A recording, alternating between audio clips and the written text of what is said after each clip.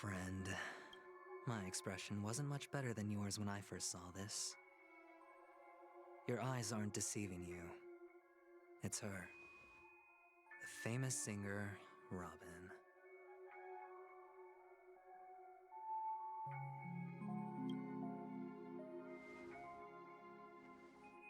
Well, first of all, can I just say that this had nothing to do with me? I'm just an unlucky bystander here. The family can testify for me. If you don't believe me, just ask anyone in the Bloodhound family. They hate me and they hate the IPC, so they'd never lie. This is not where the crime happened. What I showed you was a memory. The most basic light cone manifesting tech, authorized by the Garden of Recollection and owned by the IPC. Did you really think the Galaxy Rangers were outsiders this whole time? Penacony has made a solemn commitment to protect the safety of anyone inside a family dream. Any person in distress will be forcibly awakened and safely returned to reality. What gives them the confidence to make such conclusive statements? Because behind this promise is the harmony. The family's Dreamweavers link up their minds together to construct an unbreakable defensive line. Breaking through this line of defense to create death in the dreamscape. Not even a memo keeper could do that without the family's permission. Who could have done it, friend? The only one is her. The girl who calls herself a Galaxy Ranger. An imposter. An unsought guest. An emanator who hides her true identity. Ifrit's death was a foregone conclusion. And Robin? Her misfortune was staring right at her. Who will be the next to die?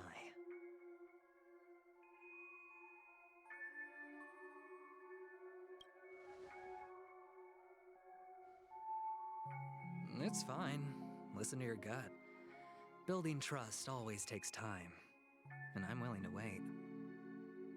I just hope you realize that wherever that legacy is concerned, covert plans are already underway throughout Penacony. Everyone's got their own agenda.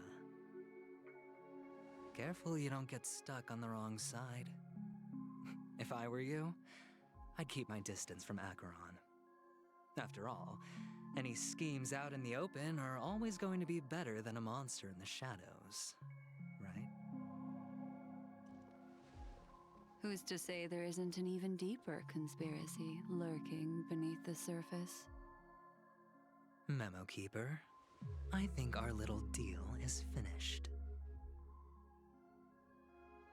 Aventurine is telling the truth.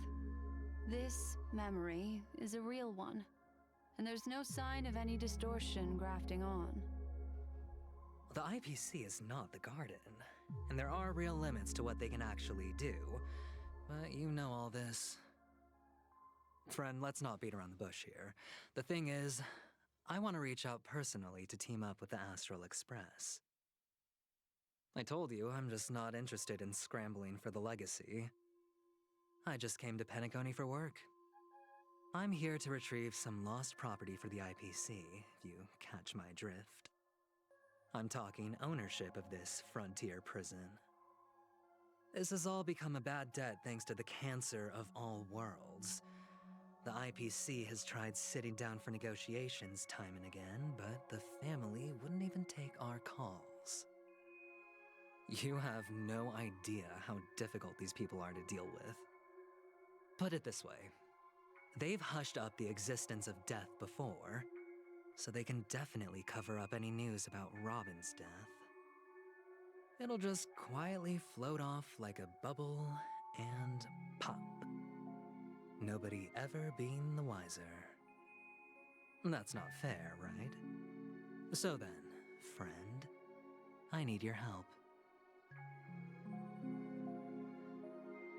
I have but only one goal.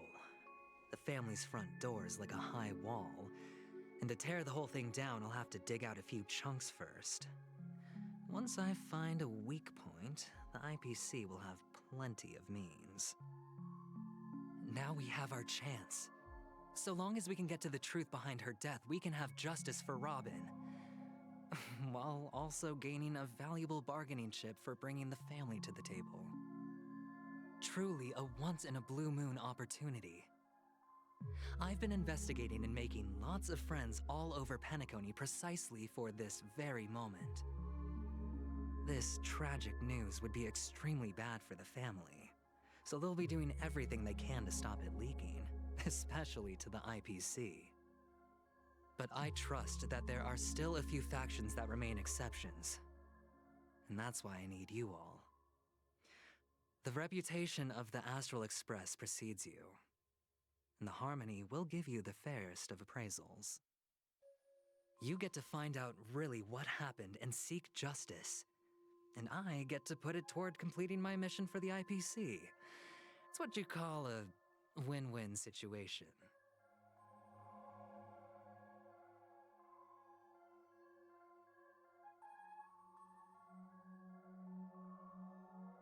Don't worry, just head back and talk things over with your companions. That navigator is really smart. She must understand the value of this deal. Look, here's my contact details. If you come to any conclusions, call me. Oh, and take this. A thorough investigation can always use a little more funding. Don't mention it. So long, friend. I really am looking forward to uncovering the truth about death with everyone. Aventurine just sauntered off. He really doesn't mean to force it, but something still seems off.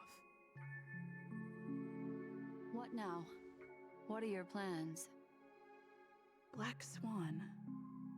What is she thinking?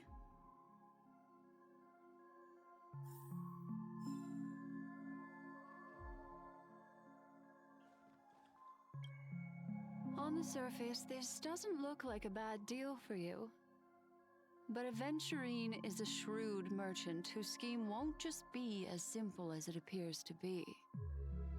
He doesn't know about Miss Firefly yet, but judging by your reaction, he may have noticed something going on and deliberately shifted topics to the truth of death to try and pull you in line with his way of thinking. That's quick thinking and very sound logic. Aventurine is no fool, and working with him definitely has its dangers.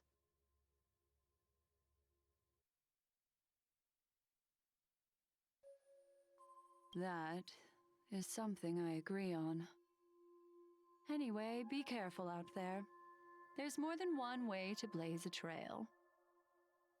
In a dark forest beset by wolves, ensuring your own escape to safety should be your primary concern.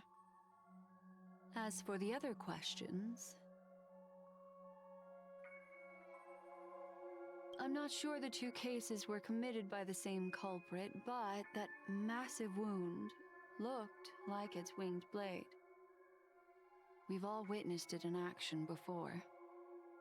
Plus, it seems unlikely that there would be two lethal entities loose in the dreamscape. Sorry, I can't answer that question. That ranger is shrouded in mystery. I'm afraid no one is capable of providing an answer. But without a doubt, she is the most special guest at this banquet. It's like Aventurine said just then. It's best to keep your distance from her. Two victims appearing one after the other in a very short time span, in and of itself, that's very unusual. Two possibilities. The collapse of Penacony's dreamscape has started speeding up, making death extremely agitated and weakening the family's protections. Or everything has been planned out and executed by someone. If someone has chosen these victims deliberately, first a smuggler, then a family celebrity, then this murderer's motives are worth thoroughly chewing over It's all happened so quickly, I can only make conjecture. After leaving here, go have a chat with your companions. I hope you can clarify the source of this confusion.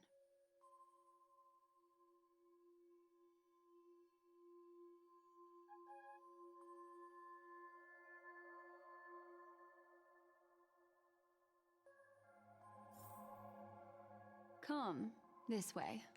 It's a short walk. Don't get lost.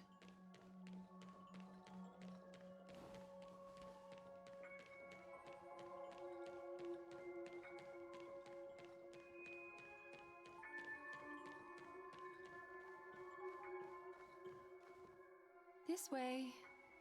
This is where we part ways. All of this is like a nightmare. Unfortunately, the remembrance doesn't lie. What we just saw is the reality that happened, and it won't fade from our minds just because we wake up. But follow your heart and don't be afraid.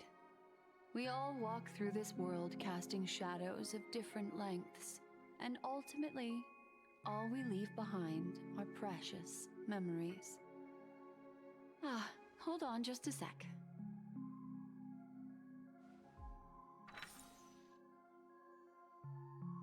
There you go. A small parting gift. If one day you unfortunately fall into the deep waters of the memory zone and there's no memo keeper to join you, hopefully it can guide you on my behalf. I also pay great attention to the ways of the world. Just think of this as an apology from me for hiding something from you. Then, I've something private to take care of regarding that Galaxy Ranger. Let's leave things there, shall we? What fascinating memories will you bring for me next time we meet? I sincerely look forward to them.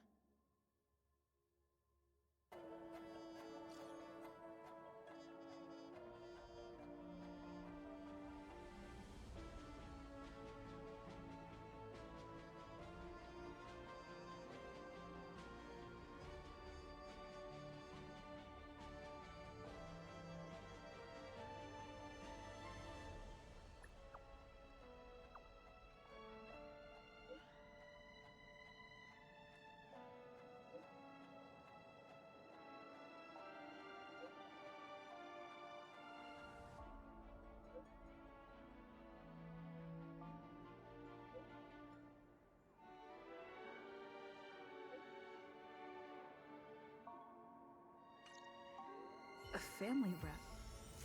Is Himiko okay?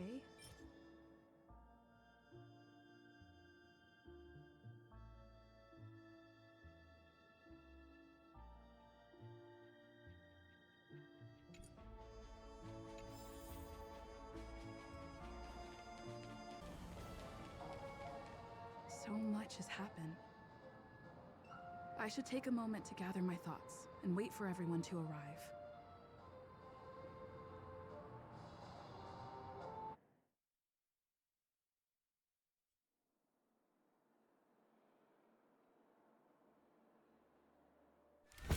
Better unsheath that blade now, Ranger. Do you still dream, Hunter? Of those slain by your hand?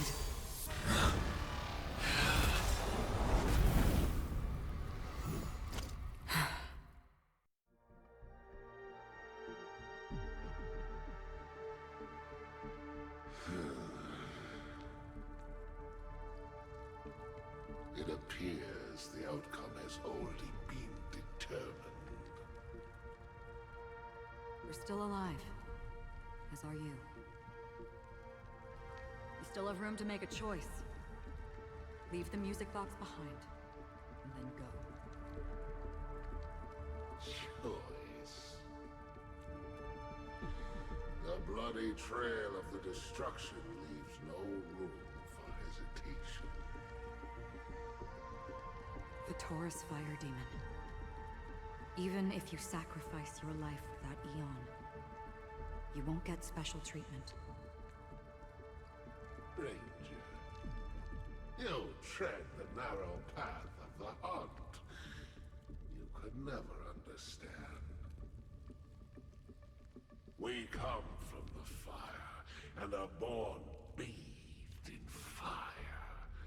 We spread, burn, and destroy, until all the kindling has burned out and we leave only ashes on the ground. Burning forms the entire life of a fire demon, from the beginning to the end. We are born to die, just to put into practice a profile of another universal truth. All things are created for the destruction. Your companions don't seem to think so. They fight for your chance at survival. They are my children, and just as I was, they are flames that have yet to burn white hot. They're still young, but I don't blame them. But my flames are faint, and time is running out. Can you see the planet of festivities in the distance? I plan to bring Purgatory with me there, and before that, I must surpass you. Why? Because on the path they have forged, you have traveled farther than I have. Emanator.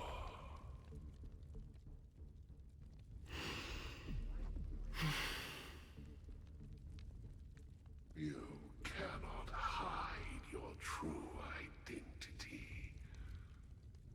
Draw that sword, for we shall indeed remain here, bound to fight a decisive battle to the death, for I choose this. Destruction is intense, but brief. To cravenly cling to life is to endure an endlessly prolonged existence.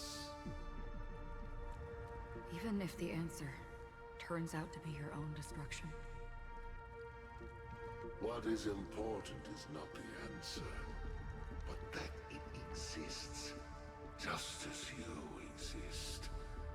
Everything exists to be destroyed. Emanators are no different.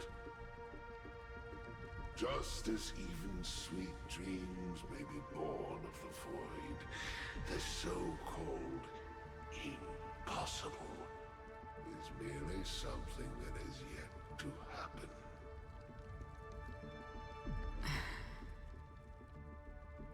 All right. I accept. You shall witness the most brilliant and intense fire in existence. May this flame illuminate the farthest reaches of your bottomless dream. A bottomless dream. Yes, that's right. But you've made one small mistake. This blade remains in its scabbard not out of pity or scorn. It's a personal secret that I don't want to disclose, but perhaps out of reciprocity.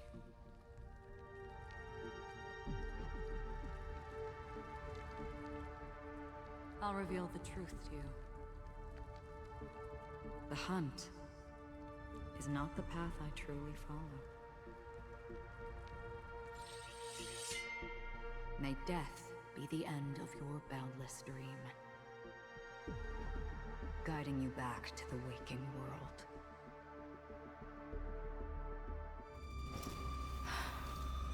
I still see them in my dreams. Hold it.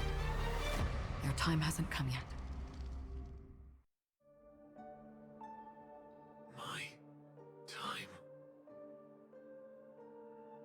I've seen many clever disguises that can conceal appearances, but they can never cover up who a person really is. and you're no different. You had no desire to kill the Trailblazer. You only did what you did to drive me and the Memo Keeper away, but... why?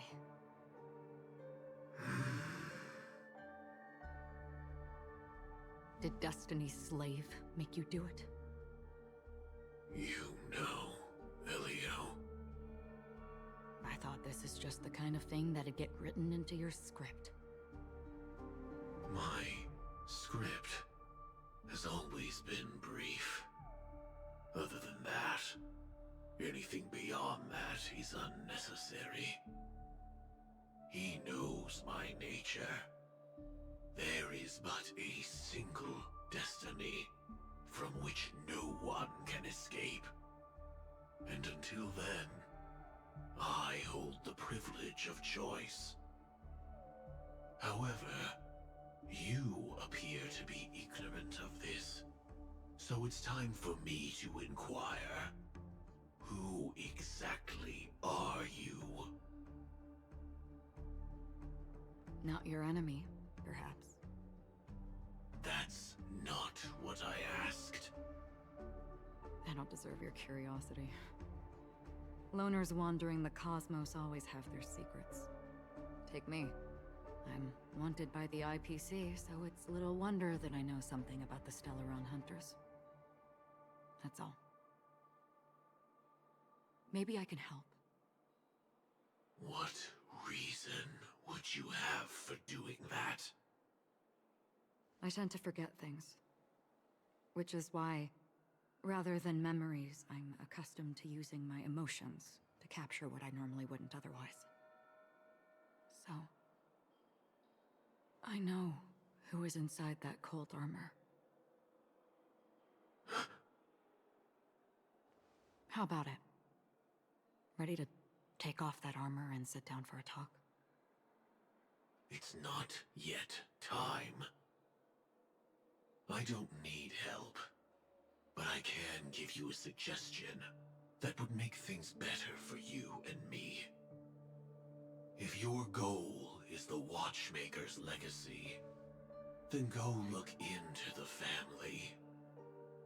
Not only are they covering up the existence of death, but they're burying the past and the truth about what happens inside the dreamscape.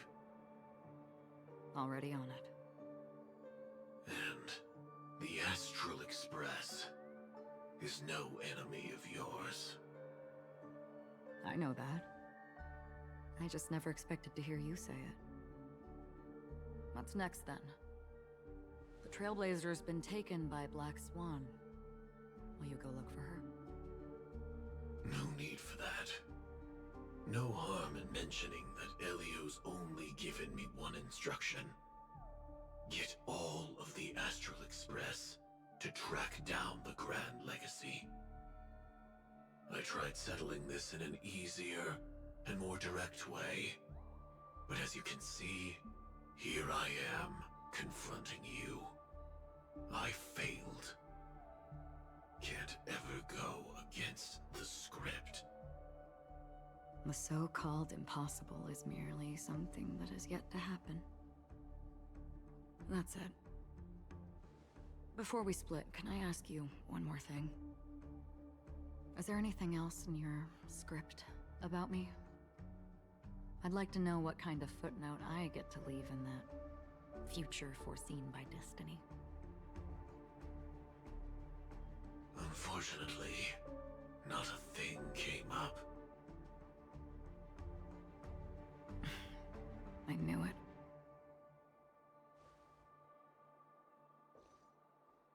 Hang on. I don't. Don't. What? Your first question was, do you still have dreams about everyone who died because of you? I don't. Never have. I was born without the ability to dream. I live for this cold, harsh reality for a little light and to burn, to keep on burning until I turn to ash. So, I really envy you. Is that so? Then you're already living in the waking world.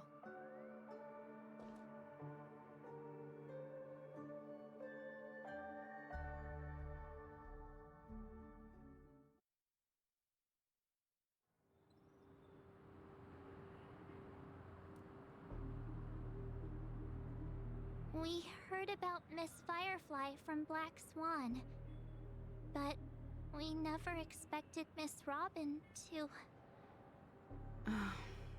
I'm sorry that I couldn't be with you then. Reality cruises on in serenity, while undercurrents bubble up from the dreamscape. Just like that memo keeper said. Stay strong, everyone. We can still do what we can for them. Starting with finding the murderer. Let's recap everything then. The Trailblazer just reminded me of something. March, do you remember what that family rep who negotiated with us said? Indeed, we trust that the Nameless has nothing to do with this, and we also beg each of you to help assist the family in verifying the identity of the deceased. That's how it was put, in reference to Miss Firefly. Looking back, he seemed a little evasive at the time. And he also failed to mention anything about the earlier murder, too. The family's planning on covering up all news about Miss Robin's death. If news gets out, Penacony's going to turn into a bloodbath. But the murder that followed closely after was obviously beyond their anticipation. The family had to try and turn things to their advantage by bringing in reinforcements from outside. The Charmony Festival is nearly here. They must be snowed under. It may also be that Miss Firefly's murder had so many witnesses that it couldn't be covered up. So they went with the flow and let more people on the scene to control the situation. After all, the nature of the two murders is fundamentally different. The family's first protective measure should be against malicious actors among the guests, such as that IPC envoy. Indeed. He was particularly concerned about that Galaxy Ranger. Are we missing the forest for the trees here? I always felt that Aventurine's reasons for accusing Miss Acheron were highly subtle. Can we believe him? At this point, I'm afraid the only ones we can trust are ourselves. Look, let's try to gather intel first and then list all the possible outcomes we can. Then we go through them, eliminating contradictions one by one. The fewer facts remaining, the closer we are to the truth.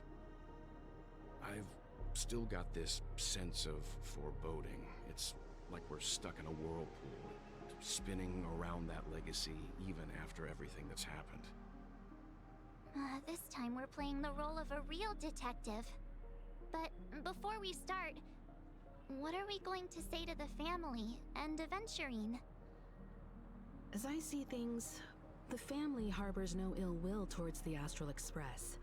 If they didn't trust the crew, they wouldn't have casually commissioned outsiders to investigate a case that's, in all likelihood, a scandal. Plus, this is the family's turf. Teaming up with them should make things easier for us in the future. As for that Aventurine, well, I'd like to hear your thoughts. He's complex. He deliberately slow-played his hand during negotiations while running circles around us all the while.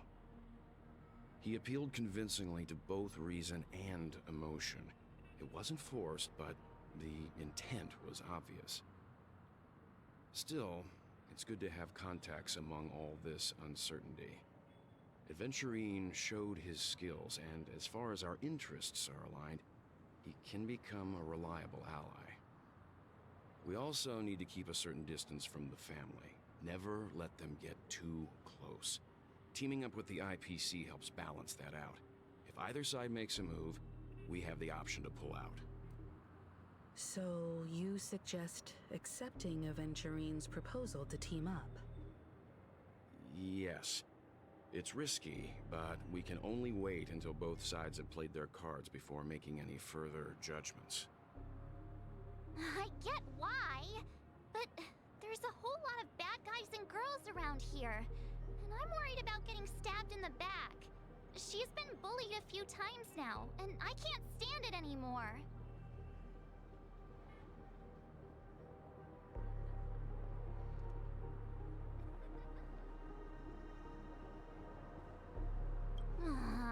You're like a broken record.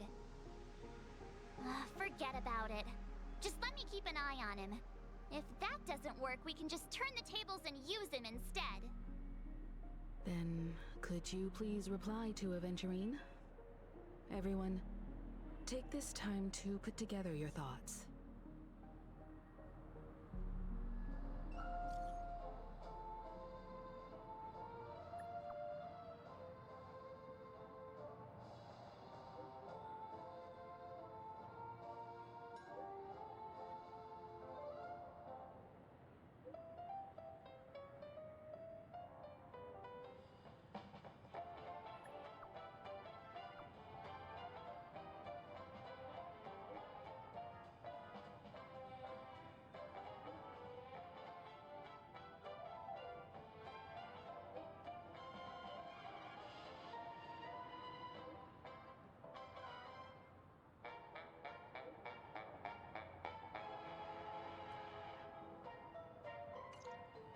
Looks like Aventurine is happy with this outcome.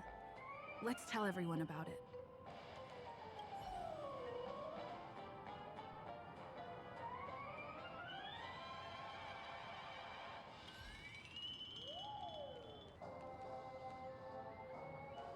Checked off the list. Aventurine said something that concerns me.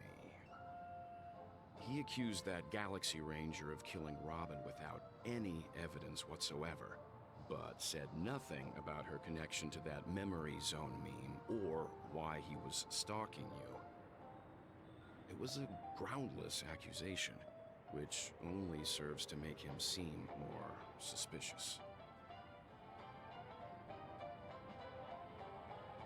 Maybe Aventurine's goal was never to gain our trust. Maybe he wanted to foster a feeling of enmity towards Acheron and make the situation more volatile.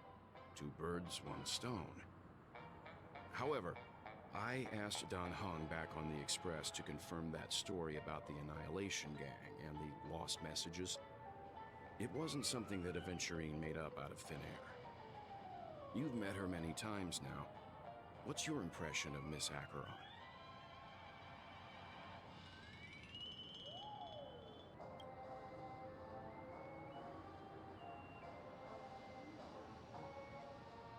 That fits the stereotype of a Galaxy Ranger to a T. They're eccentric, unpredictable, and fond of being alone. No wonder she's a suspect.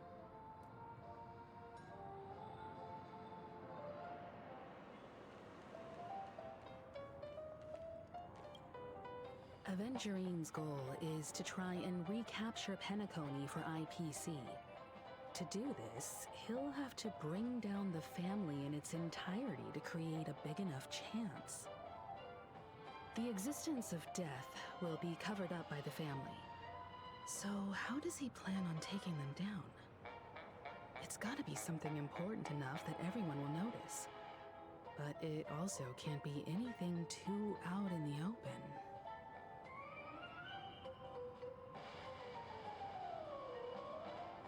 An attack on the hotel guests? Unlikely. Penacony's guests include quite a few bigwigs known throughout the whole cosmos. People who not even the IPC would dare take lightly. Aventurine is a shrewd merchant, and there's no way he doesn't know that. He's definitely going for the family, and it's just a matter of how. The harmony is strong in Penacony, and almost impossible to take on head-to-head. The fact that the IPC dispatched Aventurine shows that they do not intend to simply play by the book here. Aventurine has devoted considerable attention to her. But this Galaxy Ranger, we know hardly anything about her, and can't rush to any conclusions. I was also considering this possibility, especially because he respects you so much and has sought you out before a few times. Perhaps he's also unsure of your intentions and is probing you. I'm just speculating. In any case, we have to be careful when handling Aventurine. He's skilled at reading people and discerning the right moment to strike. Also, he's clearly a born gambler if he's willing to go all in to win.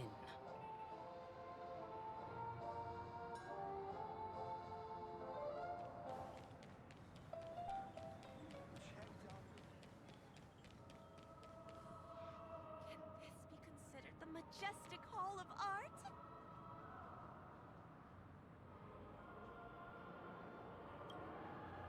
I hope it's not too soon to bring it up, but I feel like Miss Robin isn't actually dead, but that she's still alive and well. Somewhere. That everything's just some horrible prank. Because aren't we supposed to be inside a dream? How could someone die in a beautiful dreamscape like this? Shouldn't only good things happen here? Whenever I see the Grand Theater, I just can't stop all these thoughts from flooding my head.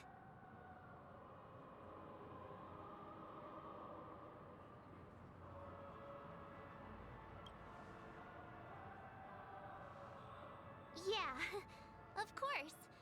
At times like this, we're so lucky to have our crew. The family and the IPC. Everyone has their own plans going on. Everyone's still having a great time out there on the streets. Nobody knows what's happened. It's all so unreal. As if Firefly, Miss Robin, and us were all outsiders from another world. Aw, what a mess. I really want a nice cool drink of soda to help me calm down. But then I'd be just like everyone else out on the streets.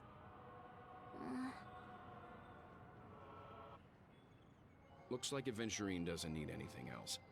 Let's turn our attention to the family's assignment for now. Himiko, what do you think?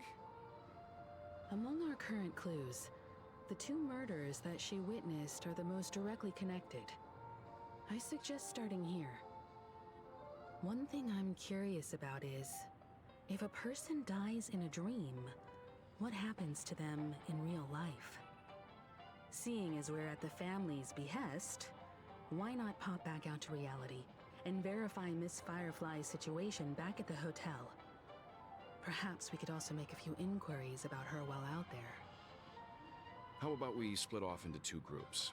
There are still some things worth focusing on inside the dreamscape. I'll investigate those, and we can link up again later. Worth focusing on? Oh. No problem. I'll leave it to you then.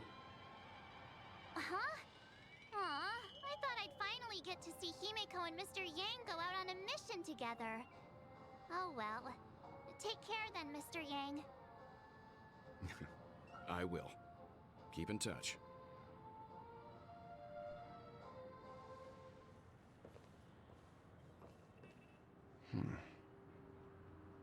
Honored guest, could you come out for a second?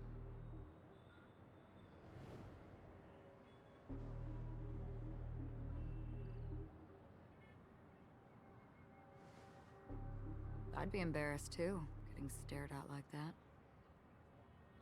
Forgive me. My name is Welt Yang. I'm one of the crew members on the Astral Express. I believe you've met my colleagues. Welt. Is there something about my name? First, don't you want to know my name? I already do, Miss Acheron.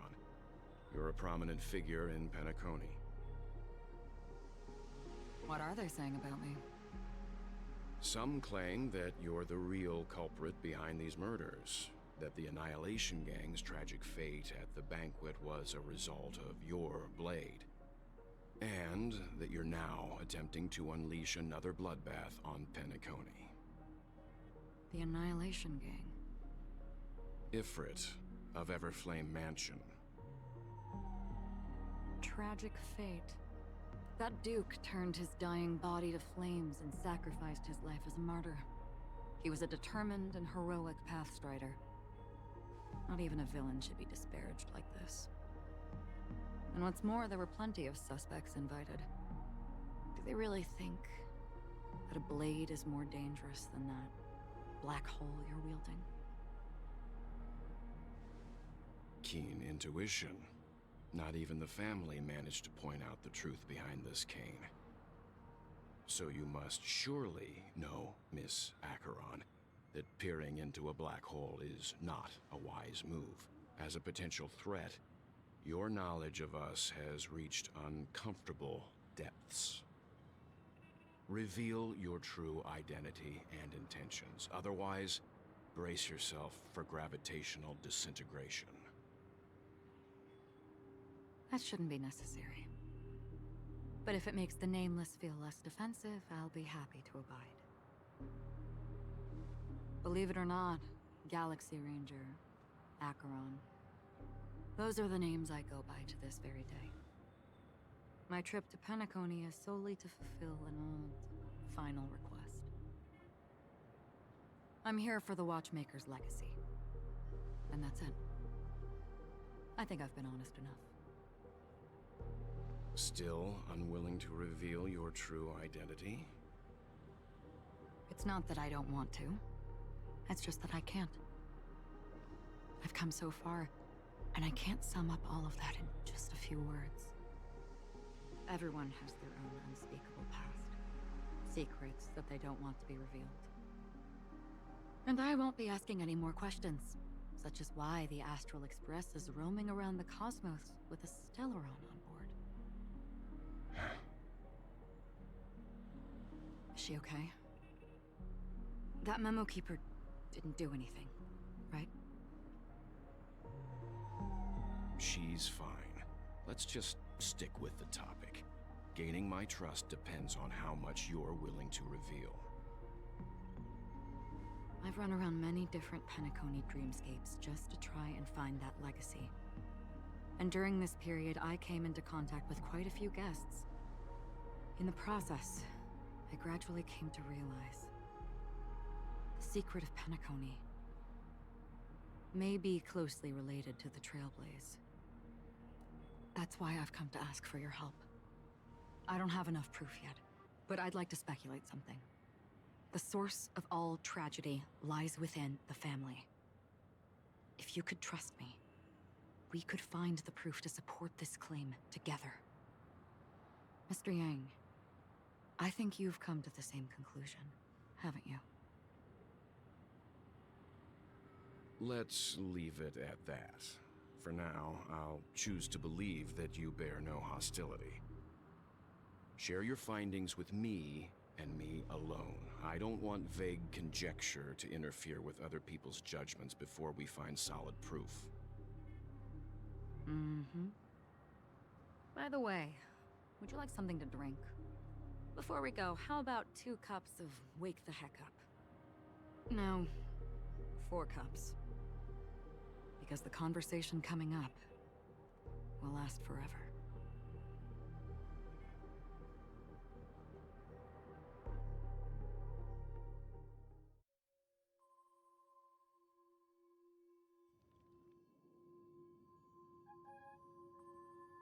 I've been watching her closely for a while now, and the first invitation was in the banquet hall of the hotel. She just sat in one corner, keeping silent, chugging down a couple cups of Wake the Heck Up. I told her it's a pungent, bitter beverage, not the taste of sweet dreams. Only for people allergic to Soul Glad. And she said, Really? But I don't taste any difference at all between them.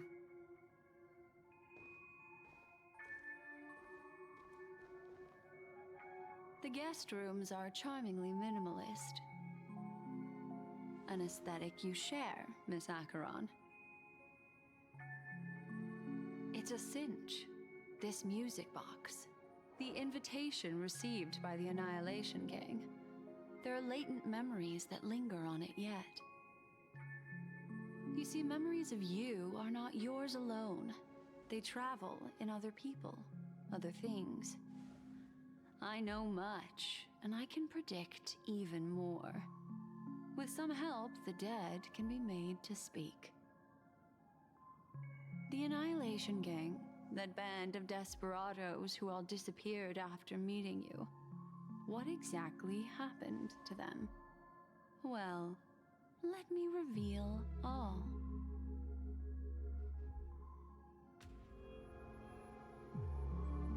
Gradation 12.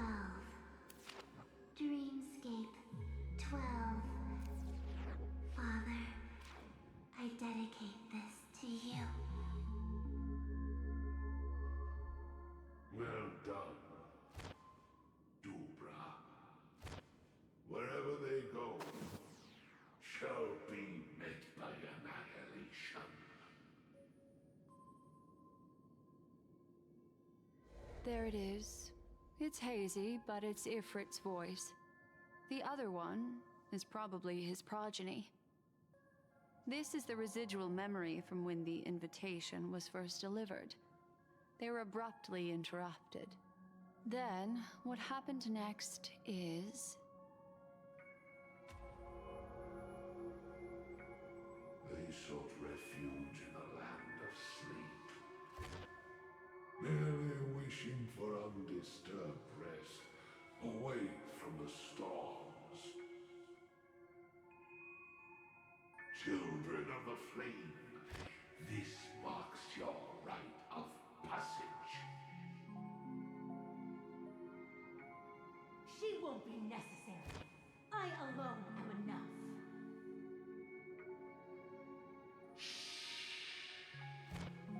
When have those on the path of destruction feared death?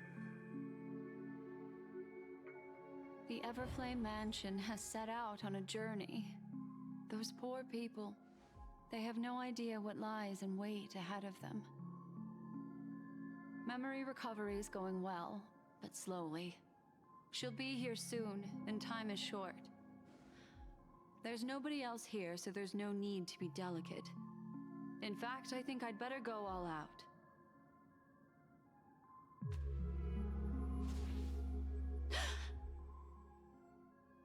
What happened?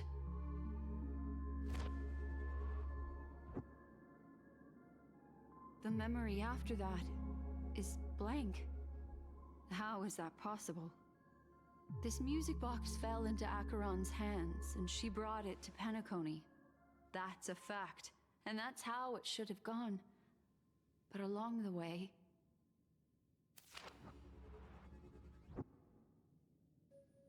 it's like it's been erased. Who's done this?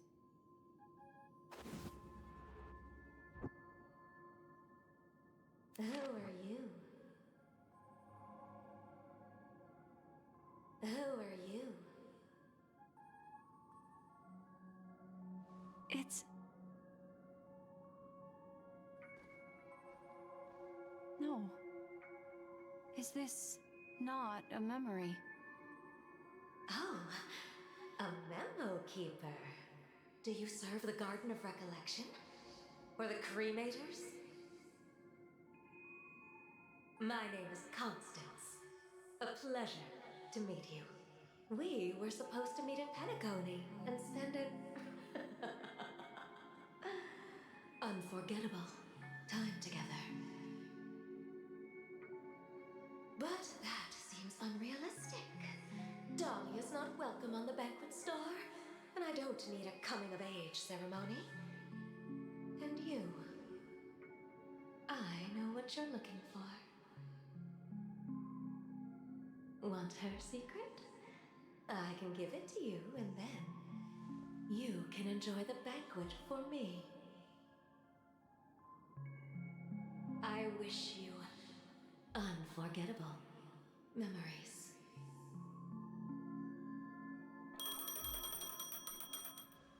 Oh.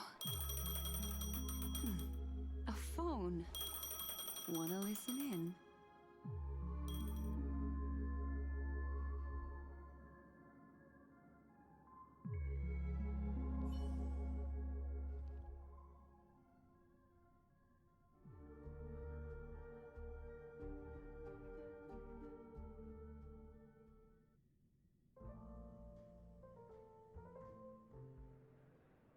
A few days ago, the IPC made an announcement.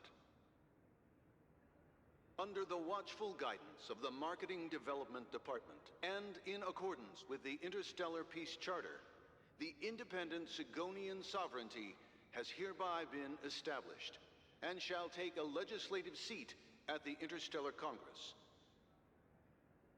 The formation of the Sigonian sovereignty is of great historical significance to the Sigonia system. This move puts an end to the planet's long and bloody history, turning the sensational Kataka-Avgin extinction event into a distant memory. Sigonia 4 is located in an unclaimed zone at the intersection of the Denise, Prothean, and Dorneau star clusters.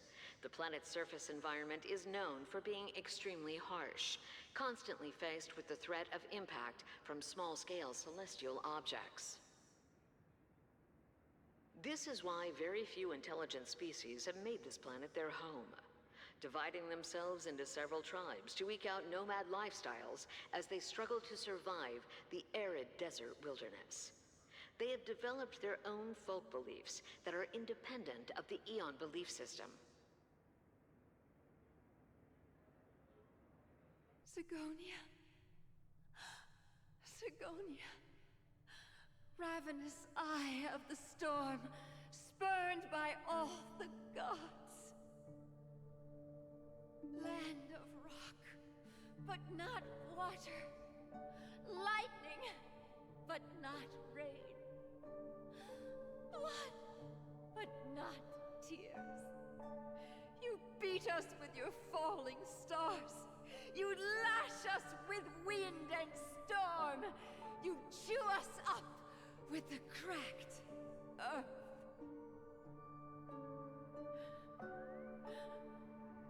You promised us a land of honey, yet yoked us beneath a sword of bitterness.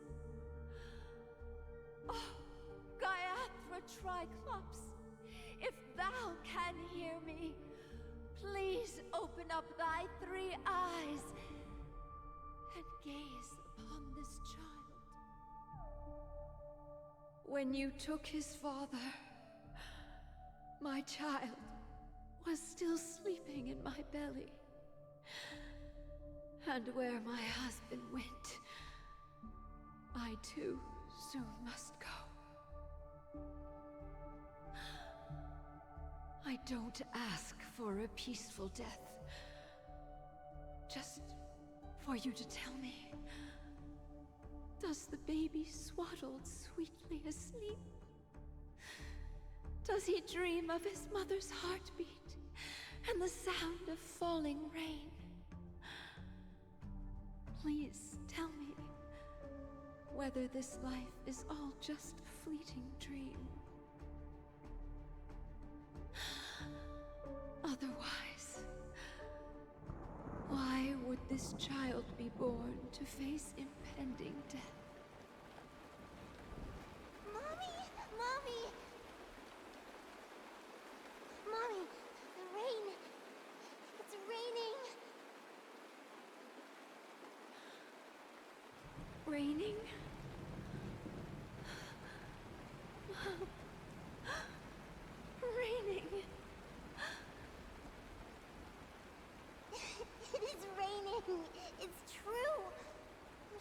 soldiers weren't lying to us. They really did summon the rain. Mommy, we can leave here. We can go back home.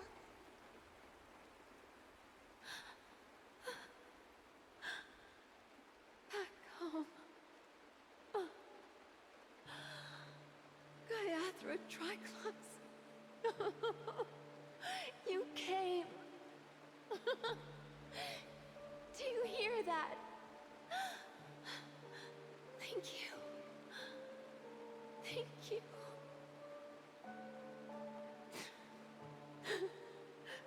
Darling, listen. This is the sound of rain. On the day you were born, the sky also sent down a gift like this from Gaiathra. Such a lucky child. Such a blessed child. Just like your name. A gift from them to Avgen. My boy.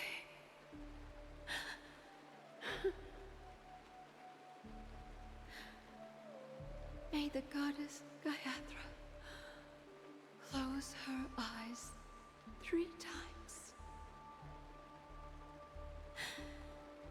Keep your blood eternally pulsing. Let your journey be forever peaceful. And your schemes forever concealed.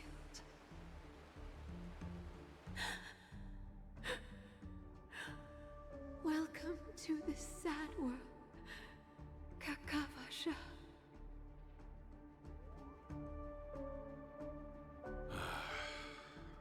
Time to wake up, gambler.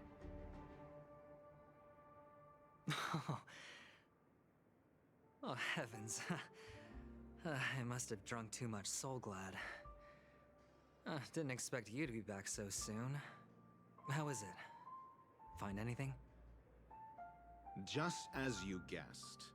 Nobody outside knows about Robin's death. There aren't even baseless conspiracy theories. They're still streaming the rehearsal for her ceremony, using a stand-in, I guess. They must be dreaming. Of course. Who could imagine that death would actually descend upon the idyllic dream created by the family? Let alone that the victim would be the female lead of the Charmony Festival. To be honest with you, I didn't believe it. I even tested it a few times myself, until I discovered that I couldn't actually die. Whenever there's any danger, I'm forced awake by the dream pool, and it's all as if everything were just a nightmare. That's why I'm convinced that there are a few big secrets lurking behind the scenes. Then you must have heard about the Memory Zone meme. When I graciously deigned to establish connections with the Oak family on your behalf, they were quite in a pitiful state of disarray. Besides Robin, there was another body. I don't know the exact details, just that it was a stowaway. 2 murder cases? I told you something seemed off about the Nameless. Oh, she must have come across the other one. This murderer is a psycho. But I have to admit, the case should be easy to crack. We can leverage the family's malfeasance and let the IPC use this as a reason to intervene. It's just that their trickery runs deeper than I thought. Robin's stand-in was all ready to go. These 2 murders are definitely getting hushed up. What should we do? Let me think. It's too rare an opportunity to miss out on, so I gotta be careful. Incredible, gambler. Have you already exhausted your limited repertoire of tricks so soon? There are plenty of chips, but it'd be best to choose carefully. The most straightforward has to be Robin. Remember? That masked fool once told me to find a mute as a friend. Robin is what she calls the mute. She has lost her voice, and while most people can't pick up on it, you and I cannot mistake that sound. Not produced by any voice box, but rather by the resonance of the harmony. If that girl hadn't gone hoarse from singing practice, there'd only be one possibility. Something was up with the family. Or Robin herself. To get to the bottom of this, I tried every way I could to meet her. But she died. Right before my very eyes. A complete and utter loss. Incidentally, it seems to have resulted in your rather undignified arrival on the interrogation stand. There were eyewitnesses at the scene, and the family, in their graciousness, has tentatively accepted your alibi. However, for the foreseeable future, you shall, regrettably, find yourself under the vigilant watch of the hounds. Well, things aren't looking too optimistic, Doctor. I'm starting to break out in a cold sweat. Do you reckon there's still any chance of a comeback, given how things are? A probability? Yes, it exists, but it verges on the infinitesimal. To phrase it in a manner more befitting the vernacular of Penacony, you're dreaming. But if you simply can't control yourself and want to try your hand, then there just so happens to be a suitable candidate. That man wants to see you again. Who? Sunday.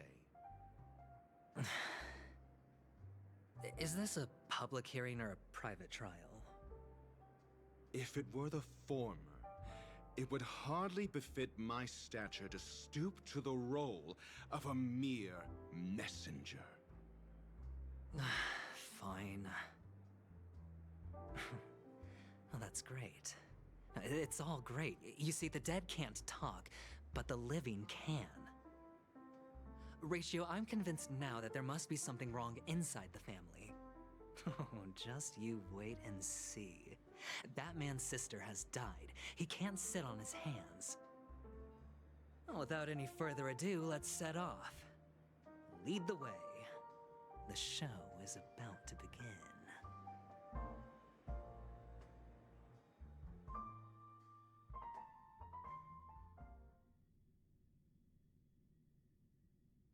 We're here. The Dewlight Pavilion is the Oak family's fortress and a place where heads of the families meet to discuss great plans for Penacony. Fortress? I like this metaphor. I dealt with the warlords of the Amanicus star system not long ago, and their synchronized orbital manor wasn't this heavily guarded. This mansion nominally belongs to Sunday, and is very befitting of its owner. Without his express invitation, the likes of ordinary guests would never grace these grounds in their lifetimes. Look around while you still have this moment of freedom. Hey, Doc, whose side are you on anyway?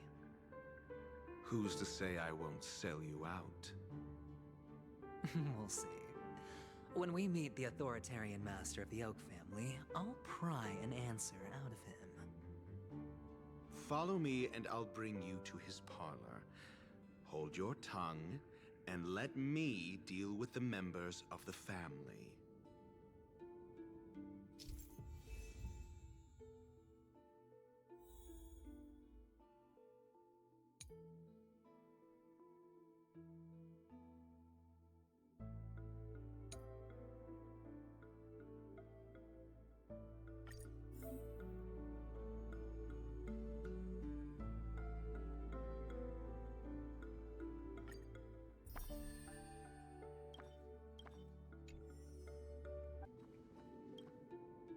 Hey, you two! That's a place of business. No entry. I was requested by Mr. Sunday to bring him the suspect. My name is Ratio. He should have mentioned it to you. Oh, I remember you. Veritas Ratio. Your punch virtual particle clock is impressive. Excuse me? The one on your head. Of course, it's nothing compared to my full pocket dimensional annihilating power armor of the Mobile Knights. Right, and as I mentioned, that fantasy raiment of yours doesn't exist. That's because you can't see it. Like I say, only family can see the glory of the Mobile Knights. Enough. Get going. Don't keep Mr. Sunday waiting. It seems like the idiocy index here is no better than it is out there.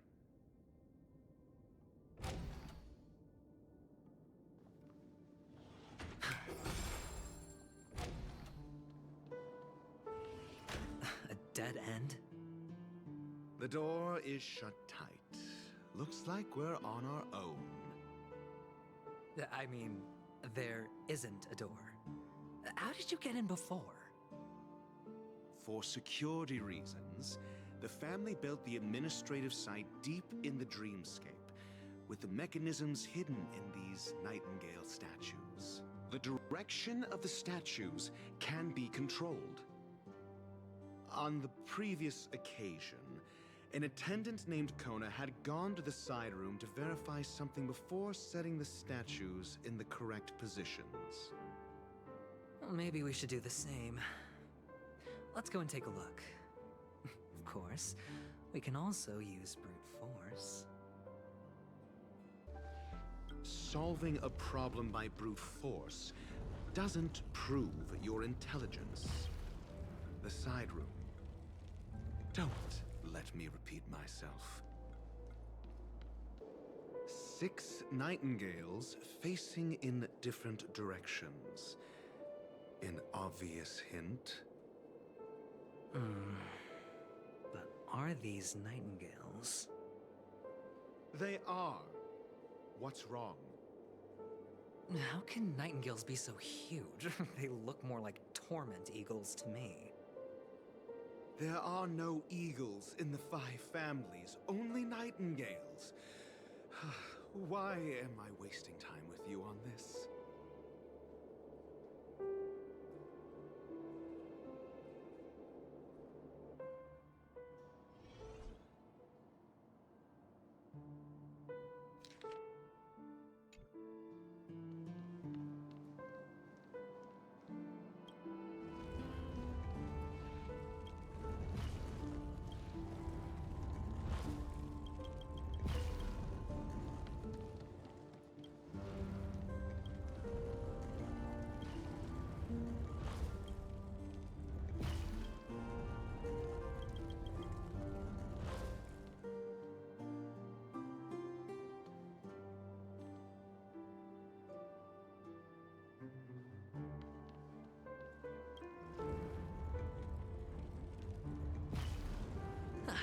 Just as I thought.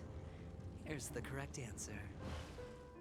A truly miraculous discovery. Perhaps I should offer you the chance to join the Genius Society.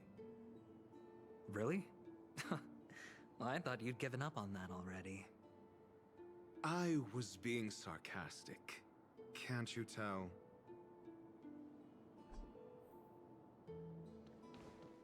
Oh, impressive.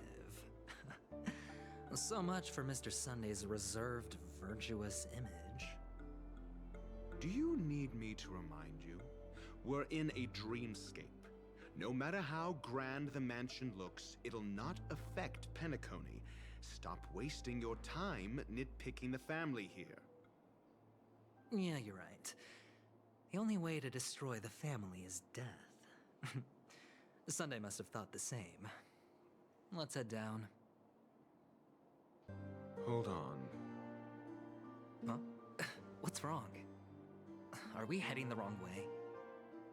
No, but this door is locked. My friend? Did you really make an appointment with him?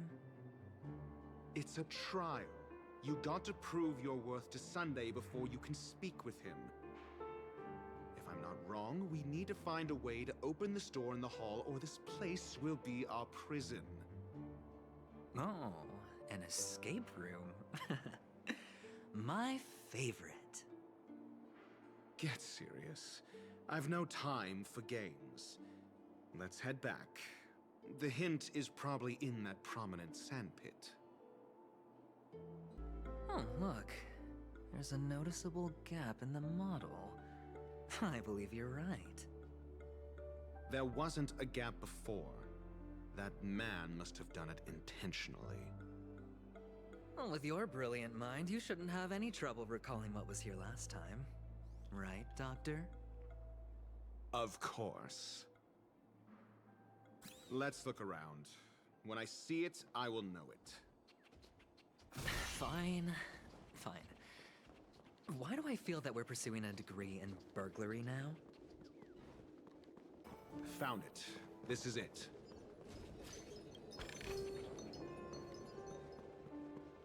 Huh. And the nameplate reads Gulliver's Arch. Well, I'm amazed you can remember something this tiny. You know, this reminds me of a tunnel I once saw that could shrink people who passed through it.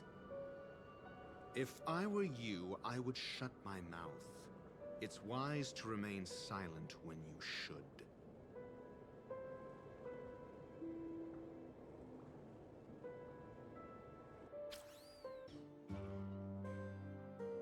Well, this reminds me of one of those building toys. You know, with the blocks. I've never played with them before. I wonder if it's more interesting than stacking chips.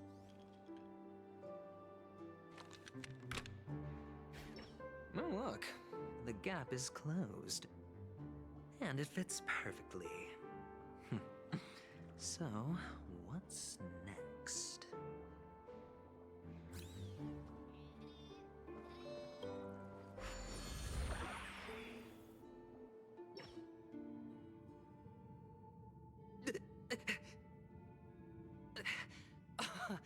Oh, good heavens. Did I drink? Am I still in a dream? Indeed. Oh, Doctor, you're huge. It's me! Down here! In the sand pit! Oh, actually, I think we could make this work for us. Just find a way to slip me into Sunday's collar, and I'll infiltrate the family just like that.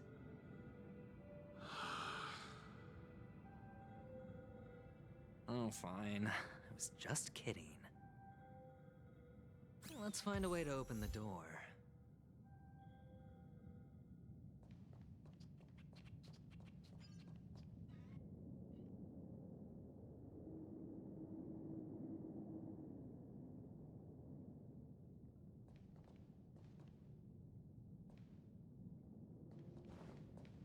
Hello!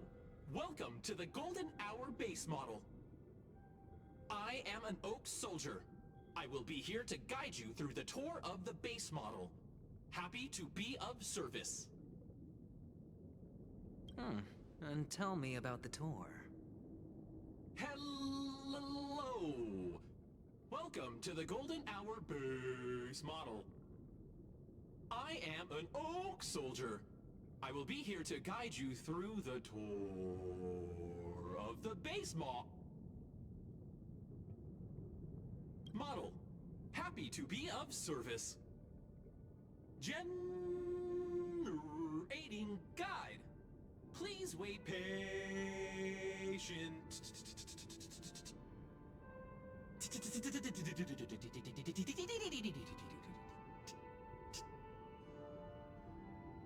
Found the nearest check-in spot.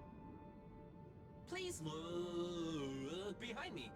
A capsule machine model.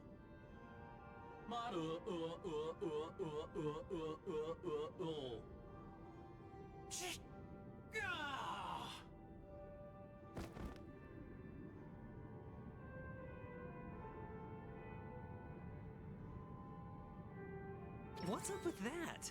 Now the family's toys are trying to frame me? I didn't do a thing to it, Doc. You've got to be my witness. I saw nothing. Oh, capsule machine. There's no mechanism on the floor. Could there be one at the top? Doctor, do me a favor.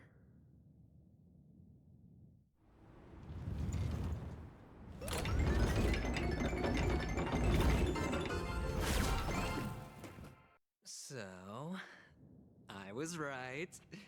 These models have interiors that look exactly like the real buildings. The only difference is that no one lives in them. Funny that Sunday puts a miniature that makes him seem like a giant by comparison, right where he can see it first thing in the morning. Insecure much?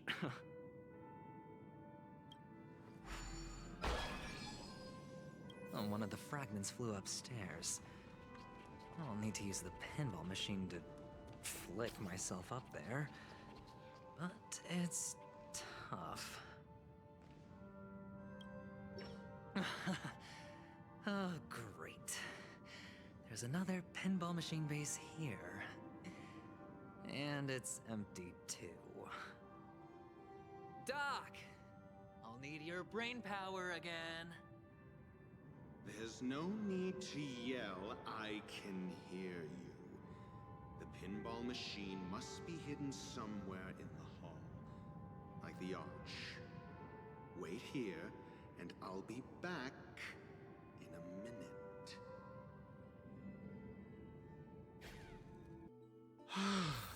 Finally, a moment of peace. Doctor! Shake a leg? Without that pinball machine...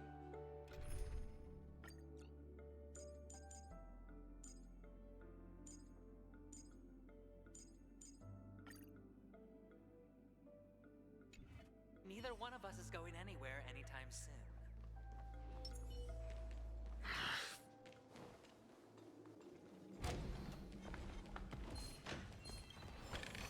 That's it. Pleasant moments of solitude are always fleeting.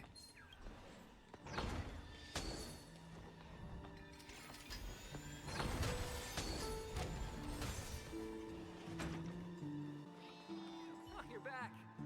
Just place it here. Thank you.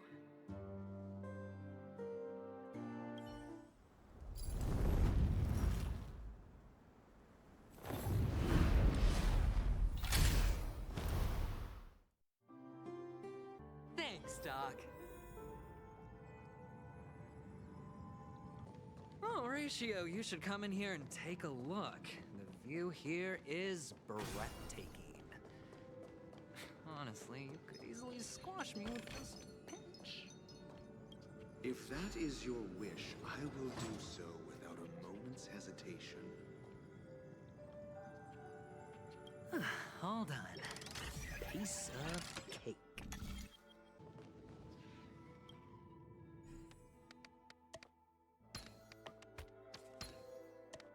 And the joyous tour of Toy City has come to an end.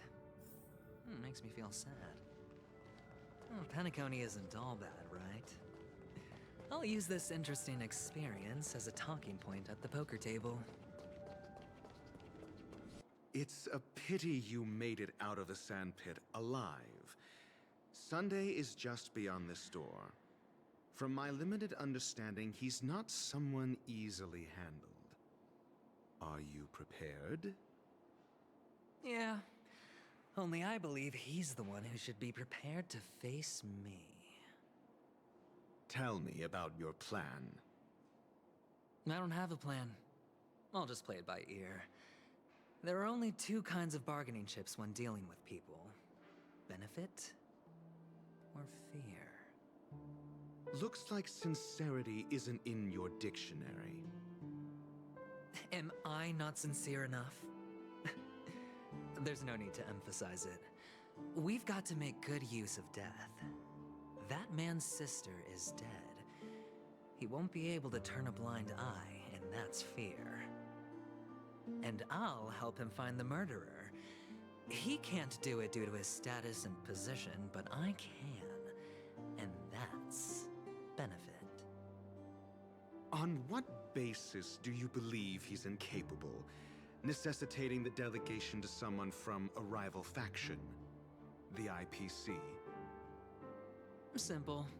Because that murderer could very well be a traitor hiding inside the family. Do you mean the Galaxy Ranger whom you accused previously? That was just an excuse, good doctor. There's something wrong with that woman. We need someone who can keep her in check. It's better to minimize the variables outside our control while we execute our plans. Moreover, I need to know her identity. If I'm lucky. She could be an important pawn. And it's good to have more helpful friends when dealing with this matter. But honestly, the murder case is likely unrelated to her.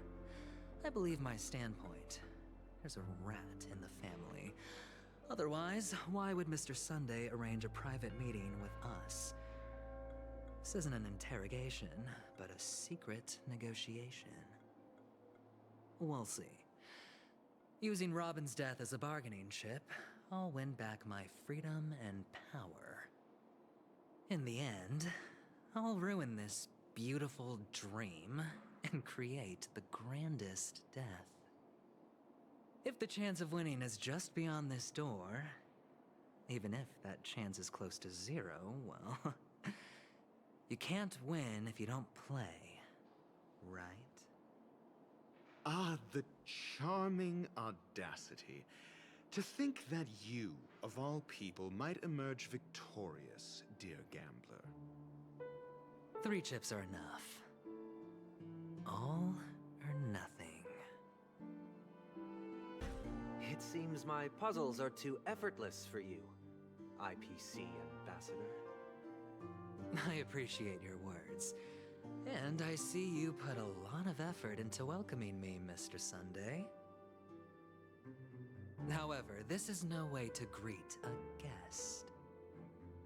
Well, this isn't an invitation, but a summoning. Before we speak, I need to test your character. I imagine this knowledgeable doctor friend of yours has been of great help, yes? Certainly. You ought to know this better than I do. He's already faithfully fulfilled his duties, hasn't he? Yes, the doctor has assured me of your noble character. He considers you, like himself, a virtuous person who can be trusted by the family. I have come to know you very well as a person, Mr. Aventurine. You're diligent, generous, and willing to cooperate. The fact that you succeeded in overcoming many obstacles just to meet me gave me the reason to believe in your wisdom and courage. But there's one thing I must ask you. That is, you've used your wisdom at the wrong place to meet the wrong person and put yourself in a situation where you shouldn't be, witnessing a tragedy that shouldn't have happened. You don't look too well. Am I making you anxious? If not, then it means I'm on your side.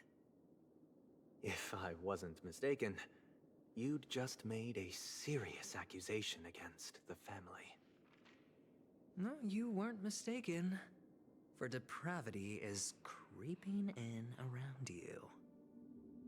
Well, there's no need for us to be evasive. Let's talk about your sister. Your sister's talent is unrivaled in the world of show business. As you know, her voice has been out of tune since she returned to Penacony. What's more disheartening, she can't sing anymore. Who could be responsible for this? Many suspect the culprit is among the outsiders, but I know you hold a different opinion. Now your noble status has become a shackle, preventing you from apprehending the murderer and avenging your sister's death. You're feeling anxious because you're out on a limb. But don't worry, I'm on your side. I'm immensely honored by your concern for me, Mr. Aventurine. Since you're so selfless and generous, I believe you wouldn't ask for anything in return, would you?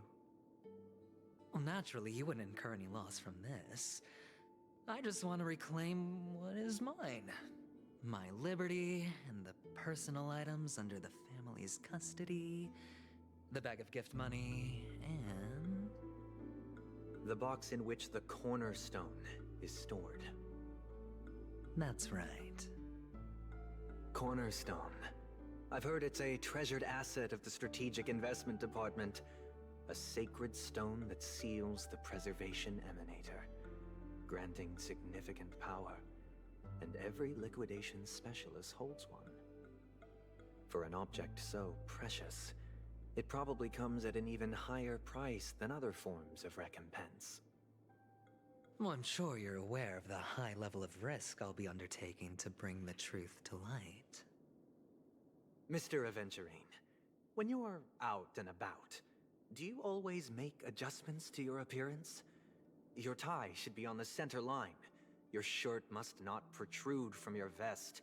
Your trouser creases should be perfectly straight, and always aligned with the tips of your shoes. Of course. But I don't, because it's not appropriate to do so in public. You should make sure everything is presentable and in order before leaving the house. I'm not the kind that takes risks. The cornerstone must be in the custody of the family. No room for negotiation? Please, don't let me turn you down twice. Sure. The gift money is good enough. I suppose you wouldn't mind that. After all, a merchant can't function without a bargaining chip. You compromised quicker than I thought. Unfortunately, it's a gambler that needs a bargaining chip, not a merchant. I can give you your gift money, but before that, I want you to tell me.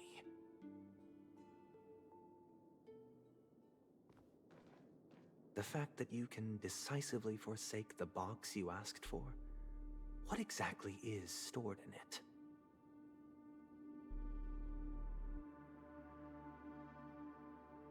Oh, triple-faced soul, please sear his tongue and palms with a hot iron, so that he will not be able to fabricate lies and make false vows. What have you done? Under the light of the harmony, all wickedness is revealed.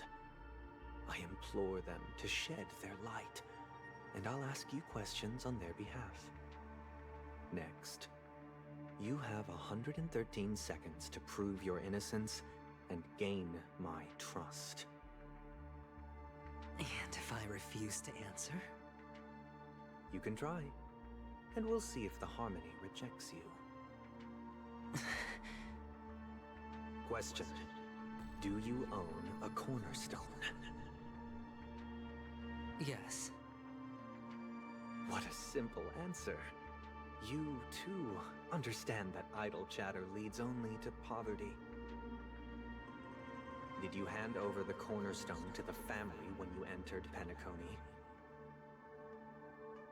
Yes. Does the cornerstone you handed over to the family belong to you? Yes. Is your cornerstone in this room right now? Yes. Is your memory free from any kind of tampering or deletion, encompassing but not restricted to the techniques of the Garden of Recollection? Yes. Are you an Avgin from Sigonia? Yes. You even know about that? Do the Avgins have any ability to read, tamper with, or manipulate one's own or another's mind? No. Does it matter? Do you love your family more than yourself? Yes. All the Avgins were killed in a massacre. Am I right? No. Are you your clan's sole survivor?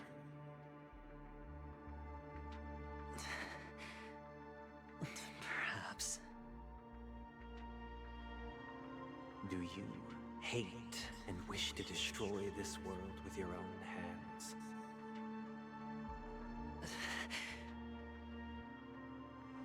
I don't know. Interesting. Now, the final question. Can you swear that at this very moment, the Aventurine stone is safe and sound in this box?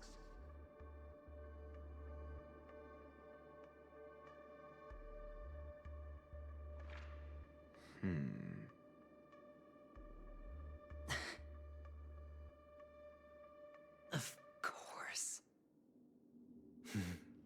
Looks like we can get an answer. Open it, Mr. Aventurine. It's your last chance to defend your honor.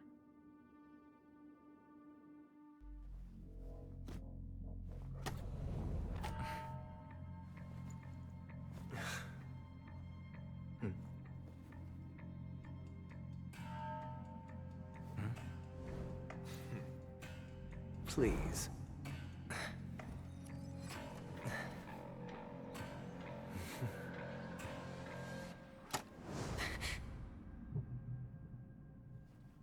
Are these what you're looking for?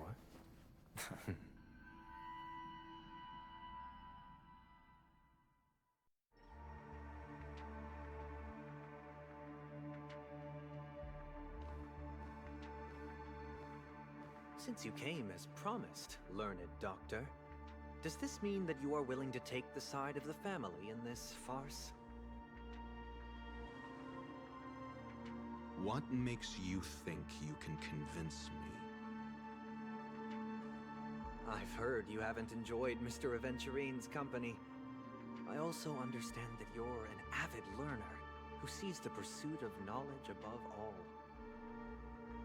In that case, you ought to realize that a competent scholar knows their position and wouldn't forsake more vital matters for the sake of petty pride. If you agree to assist the family, I'll share our research findings on the Stellaron. You must be quite aware that, besides the family, no other faction is willing to share such information.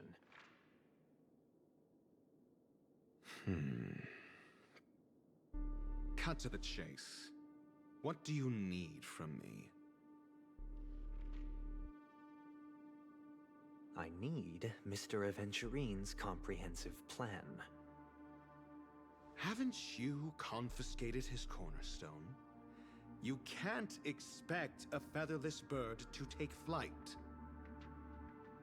But I've also heard the 10 elites in the Strategic Investment Department have united, progressing together in the interests of the IPC. You'll have to speak more clearly than that. The cornerstone, which Mr. Aventurine surrendered. Was it really his?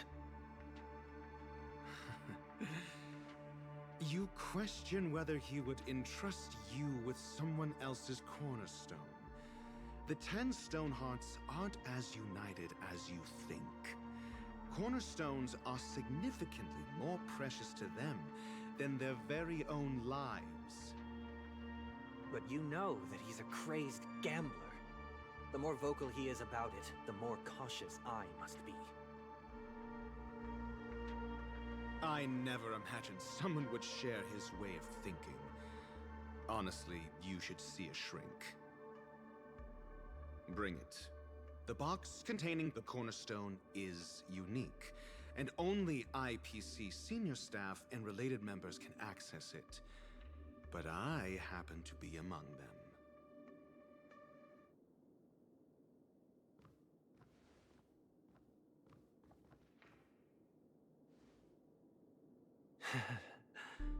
I appreciate it.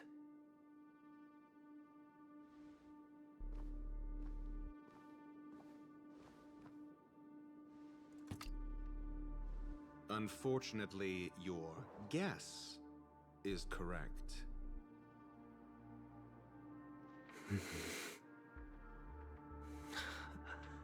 The golden stone. Its color and glow are similar to that of Klepoth's body. This is the very ruse he intends to use to fool you. He won't reveal to you that the 10 Stonehearts chisel their own will into the cornerstones, granting them an unparalleled radiance. And this golden statue is also known as Topaz, not Aventurine, and it belongs to Topaz. So, do you wish to confront him? Not at the moment. I'm more interested to know the location of his cornerstone.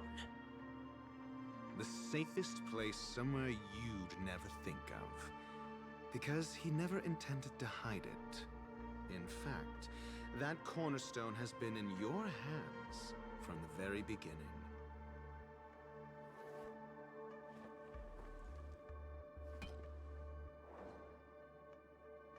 I see. This bag. Mixing a cornerstone, more precious than life itself, with a bunch of worthless jewels, disguised as a gift of money waiting to be confiscated, is indeed in line with Mr. Aventurine's style.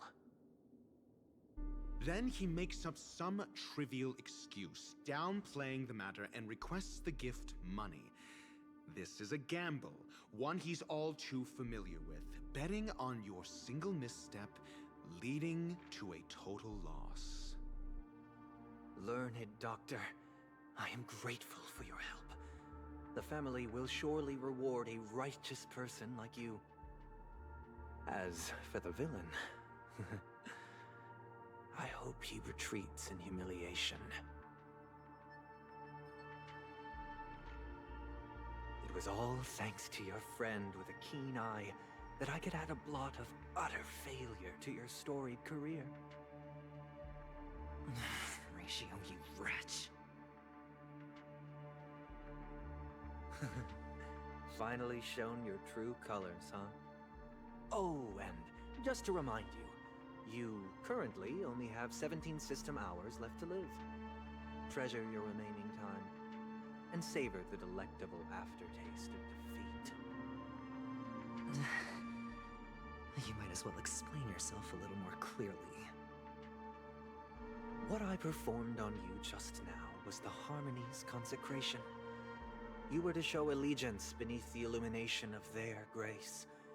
Yet you acted willfully, uttering nothing but falsehoods, transforming the consecration into a trial. I genuinely see no reason to absolve you from it. Is this what the Harmony represents? But is it built upon constraint and coercion? You misunderstand, Mr. Aventurine. Punishment is meant for the irreverent, but I have seen your resilient spirit, and thus I offer you the possibility of a new beginning. Throughout these 17 system hours, you will be unable to escape the dreamscape, or contact any of your companions. You only have 2 paths before you, and it all depends on whether you can complete my test within the time limit. Should you succeed, you will be able to coalesce into the Harmony and be with your family. If you fail, you will suffer the wrath of the Eternal Centurion and fall into an abyss of doom. Sounds like I'm gonna end up the same either way. I indeed do need a servant to help me uncover the evil hidden in the family from an external perspective. I will purge the evil from the inside and bring the real culprits to justice within 17 system hours. When the time comes, compare your findings with mine. If both our findings align, or if you can provide me more insights, then they will truly be able to grant you mercy and honesty. Shameless hypocrites. You took everything from me and still demand the truth? That isn't fair. Your carnival reeks with the stench of cash. Nothing is achievable without it. This is meant to be an act of personal virtue, not requiring the family's support. Your bag is over there. Do as you please. I believe you can trade this bag of worthless jewels for everything you need. That's what gamblers excel at, isn't it? Off you go, Mr. Aventurine. You are free. I will wait here for your good news.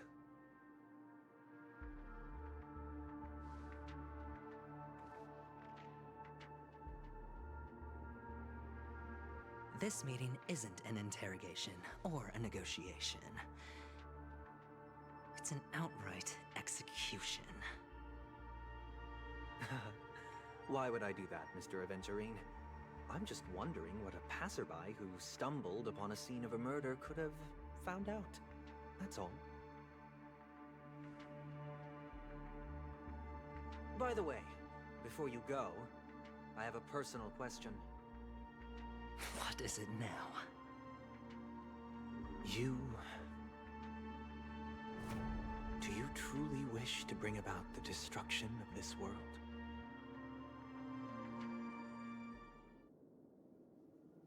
Kakavasha! Where did you go? Oh, are you injured? I got it back, sister.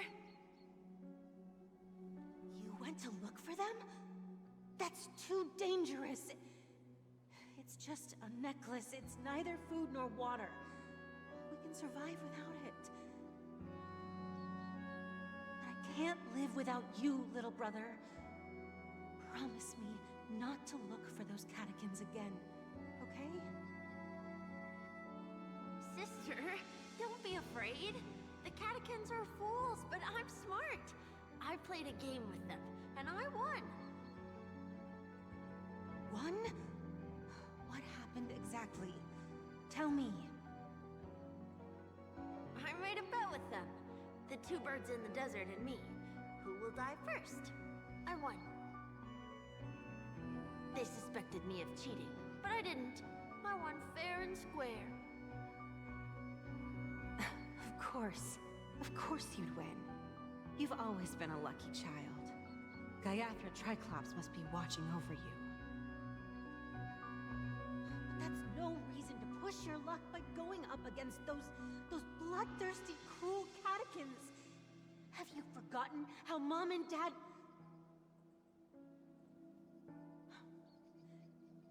Look, this is just a necklace. But Kakavasha, you are my only family.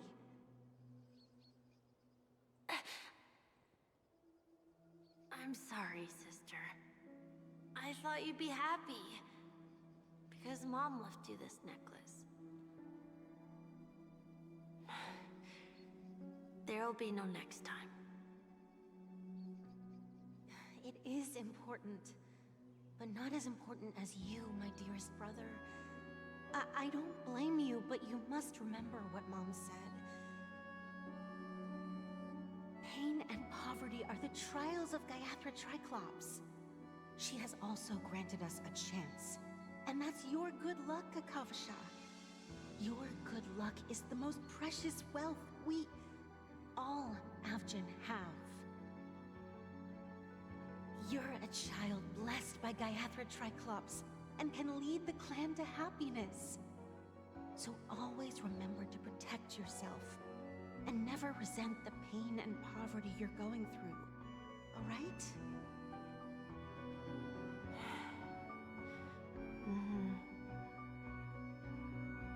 Listen to me and swear to Gaiathra Triclops. Okay. We'll swear to Gaiathra Triclops to protect this wealth. But sister, if Gaiathra Triclops was really watching over us, then why did she not protect Dad when he was swept away by the quicksand? After all, Dad went to the Catechins land only to prepare for Gaiathra Triclops' offerings. And where was Gaiathra Triclops when Mom was shivering in our arms? Mom was still pleading for Gaiathra Triclops' forgiveness under her breath until the moment she closed her eyes. Sister, everyone praises me for being smart, but I don't get it. If every rain pour was Gaiathra Triclops' forgiveness and grace, then how bad were our sins? So much so that we were born in this world of death?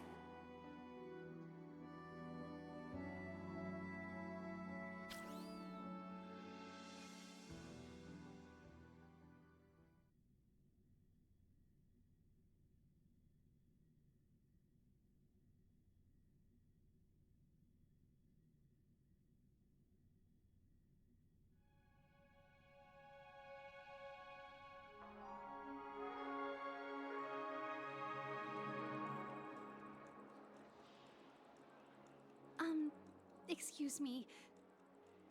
I can't seem to find any information on this artist in the Iris family archives. The photo you provided also doesn't show any matches. Just as I thought. I'd like to ask, what kind of traces do people leave when they enter a dream? Are you referring to the records when you enter the dream pool? The equipment will monitor physiological indicators such as heart rate, blood oxygen levels, and body temperature in real time. This data will be included in statistics and handed over to the family for the screening of any data anomalies. Immediate action will be taken once any illegal behavior is detected.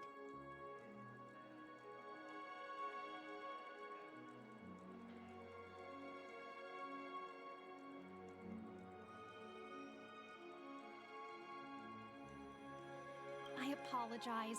The hotel does not have access. This information is managed by the Bloodhound family. We can only gain access if there's a problem. Looks like nothing can be found here. At least we know who to look for next. We can ask the Bloodhound family for information. Thank you for your assistance, Miss Allie. By the way, is Miss Robin doing fine? We are looking forward to her performance. Fine? What does that mean? Is there something wrong with Miss Robin? The preparations for the Charmony Festival have been proceeding smoothly, so I guess things are pretty good. I believe she will be able to put on a spectacular show for all of you. I'm sure. Sure enough, no one knows about Miss Robin. I'm not surprised. But that Miss Firefly is truly mysterious. There's no information on her in the hotel system. Even if she's a stowaway, she should have a disguised identity after entering the planet. She's also in the running for the legacy. How is she going to sneak into the dreamscape unnoticed? Is there any other way to enter a dream? Besides the hotel room's dream pool?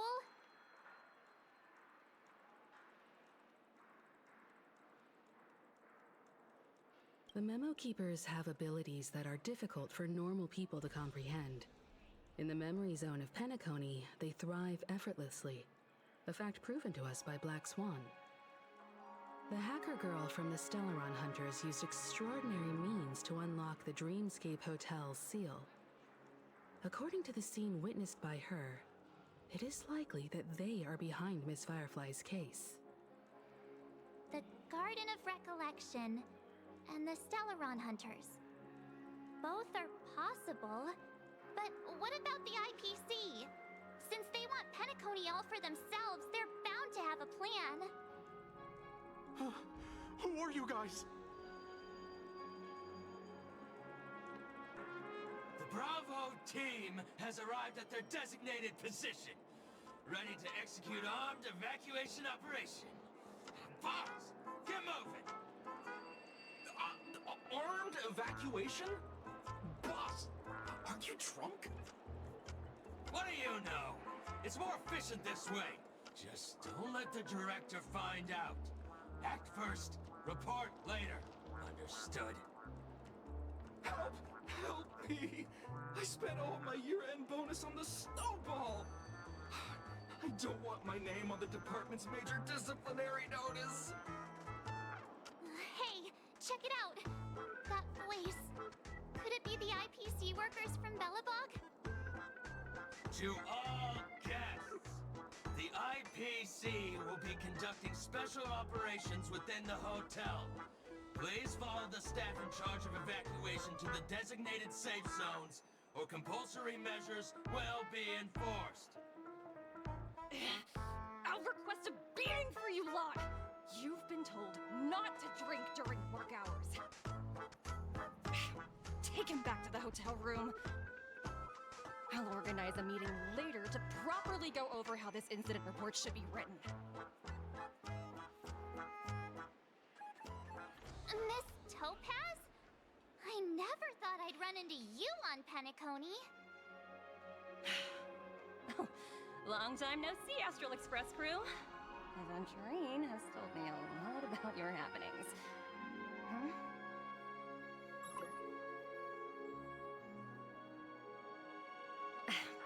It's fine. Do as they ask, and try to avoid any conflicts with the family. Report to me before taking any action. Yes, all right.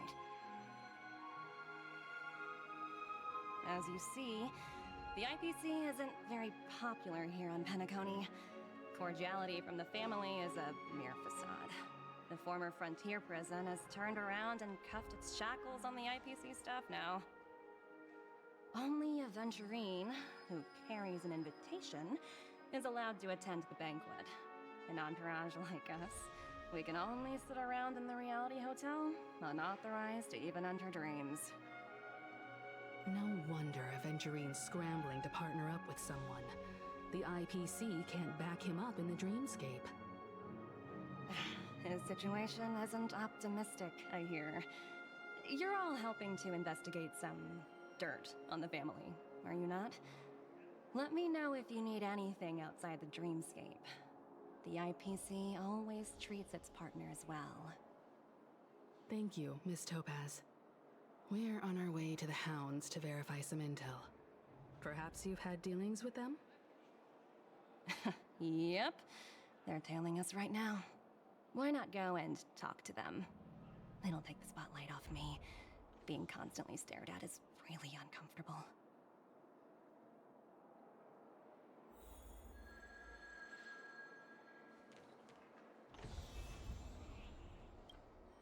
How does it feel to be in business with Aventurine? I bet you're not used to it. That's just his style. All or nothing is his mantra. He's always cozying up to his clients while egging them on to undertake some dangerous assignment with him.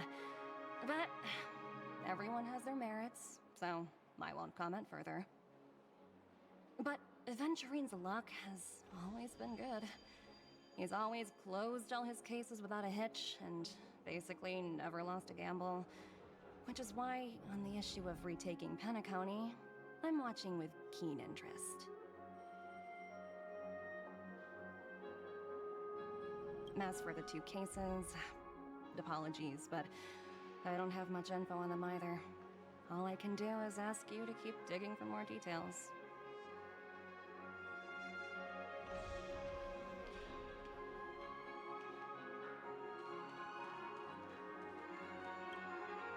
We're carrying out our captain's orders. What do you want? We made a mistake last time, and we're working hard to rectify it now. We don't have time for anything else. Surveilling the IPC executive Topaz, ensuring that she stays put at the Reverie Hotel during her time on Penacony. We've got the right one this time. So that's it. They were the pair who were after Firefly at the time.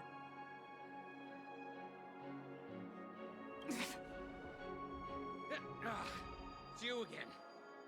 Back for more trouble? We're not afraid of you this time. Well, spit it out. Stop bothering us if you've nothing important. So you know each other.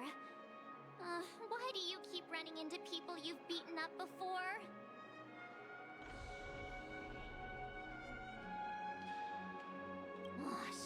gosh, why do you keep asking me that? We're in the middle of investigating a murder case for the family. May we speak to your captain about it? Well... Hey! The security officer instructed everyone to shut their traps before he returned from Dream's Edge. What murder? You'd better stop spouting nonsense. Yeah, that's right. We have nothing to report. Please leave. Looks like they're not going to cooperate. But they did at least tell us that the captain is at Dream's Edge. Why don't we just look for the security officer then? It's probably Gallagher, the one she mentioned, right? Such tight security. I bet they're stumped by the case as well.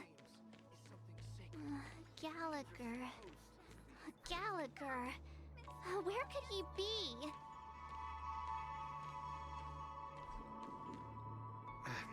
Apologies. The Bloodhound family is running an investigation up ahead. No unauthorized personnel allowed. Hold on a minute. I think I've seen you before. The gray-haired one. How much trouble have you stirred up exactly on Penacony?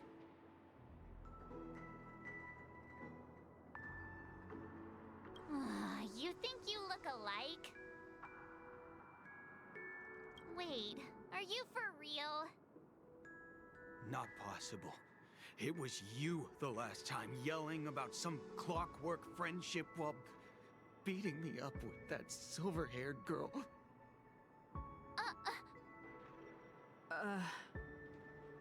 I'm not letting you get by this time. Please leave, or I'll have to get on my knees and beg you. Huh? What kind of heinous crime have you committed now? Hold on, sir.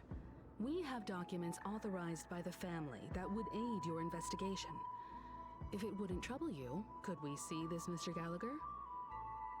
Who exactly is this Gallagher you keep talking about? There's been a few people mentioning this name. Even the one with the gray hair. He didn't send you all here?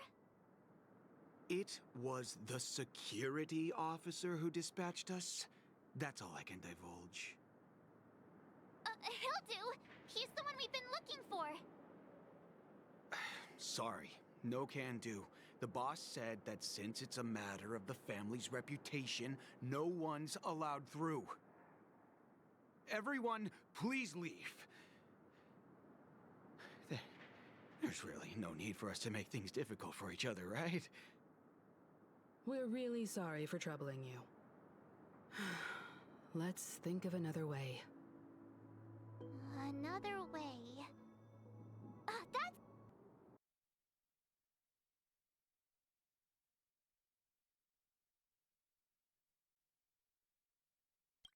Can you perform it again? That, clocky magic. It's not bad if we're resolving a misunderstanding. Please?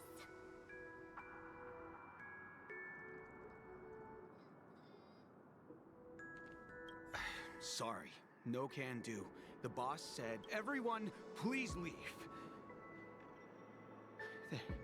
There's really no need for us to make things difficult for each other, right?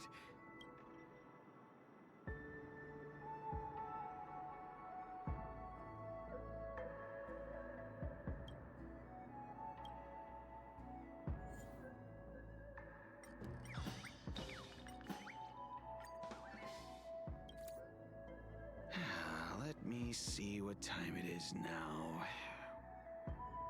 Whoa! It's this time already! What? Time to clock out! And no one's gonna stop me.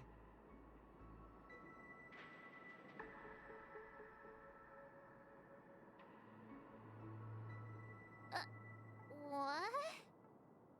Huh? This clockwork trick of yours, it's kind kinda dangerous. At least he won't be getting in our way again. Let's go find that Gallagher and ask him the intricacies of the case. I was wondering what all the commotion was. Huh. Oh, it's you guys. Welcome. Since you made it here, what can I do for you? Hello, Mr. Gallagher, sir. Judging from your tone, it sounds like you were expecting us. Miss Himiko, you're too polite. There's no need to call me sir. Mr. Gallagher, you even know my name. Of course I do. You folks are from the legendary Astral Express, and honorable guests of the Watchmaker. I had an encounter with this lady in the Golden Hour. I remember that little silver-haired girl was there too. I'm sorry for what happened to that kid. This is also the reason why we've come to visit you, Mr. Gallagher. The Express can't just overlook the death of that child. So we've decided to help the family get to the bottom of it, in the hopes of getting justice for her. The Nameless involved with the family. What an unpredictable twist of fate. Why? What's wrong with the family? It's nothing. On Penacony, everyone loves the family. No matter how much one resists the beautiful dream, when the time comes, they too will find it hard to let go. Who wants to leave a warm nest? Just idiots, little kids, and inebriated fools. Mr. Gallagher seems to be getting at something. But you got it wrong. I'm not. You want to discuss the case? Sure, come with me. This is not a good place to talk. Let's go elsewhere.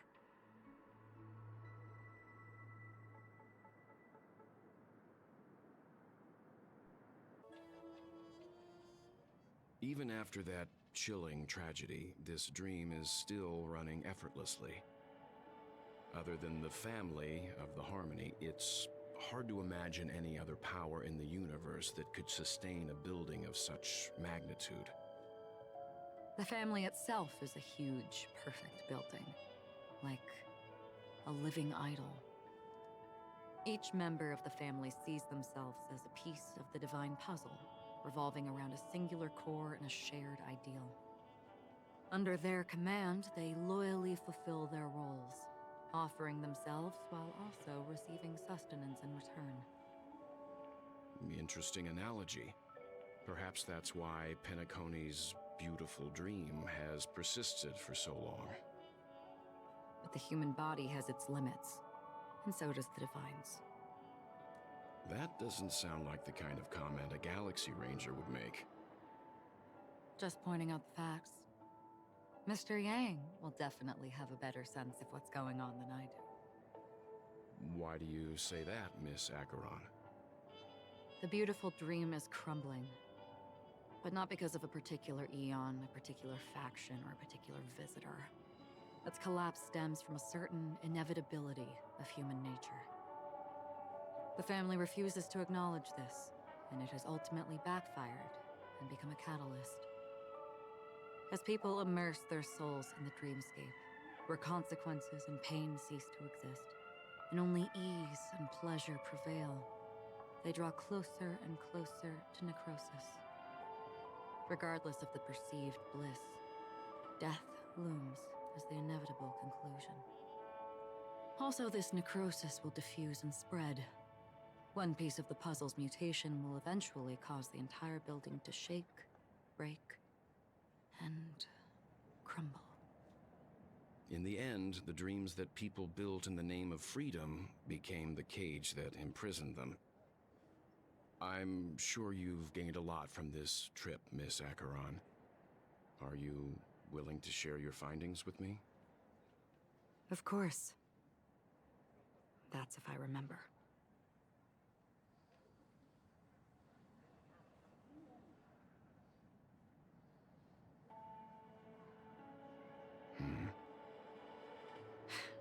Don't mind me. It's just a habit. Owing to events in the past, I've become easily forgetful. It's only when this sword is unsheathed that those hazy memories start to become clearer. Take your time. That should do it. I vividly remember everything that occurred on Penacony. Ask away. The moment of daybreak. I've heard that's where the Dawn Factory, which processes the foundation of the dreamscape, is located. Behind the dreamscape's song and dance stand many imagination factories. Workers create all kinds of whimsical works day in and day out in their dreams. Then they return to reality and sleep on a narrow bed in a room. A far cry from luxury. They say it will suffice. Experiencing the bizarre and motley dreamscape is the best reward. There I encountered a young woman who had just come of age. The perfect time to indulge in beautiful dreams. Her greatest wish was to one day move to the golden hour and see the magnificent garments she had woven with her own hands. For certain reasons, her wish was difficult to fulfill. But I managed to bring her a garment. Gilded Hour. It's said to be Penacony's currency center. Yes. It is a fortress-like financial city, the economic heart of the dreamscape. The Pepeshi people of the Alfalfa family are there to keep it running, sending blood that is made from money everywhere on Penacony. Everyone there is exquisitely dressed and always in a hurry. The greatest wish of the local Pepeshi people is for their future generations to work in the Gilded Hour. I've never met anyone who is willing to talk. I could only stand at the crossroads, watching crowds of people hurrying like the wind through the jungle of steel, only to deposit the alfalfa credits that they'd earned into the bank's vault. I don't know if they would open the vault door, but before I left, I witnessed a well-dressed Pepeshi person plummet from the sky, while those around him continued on their way, unfazed.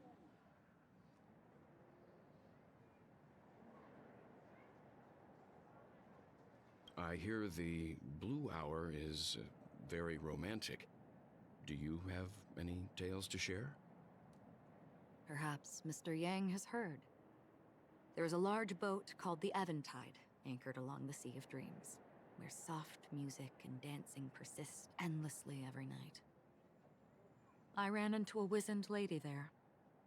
She was at the dock, waiting for her long-departed lover to return, waiting for countless hours within time that stood still.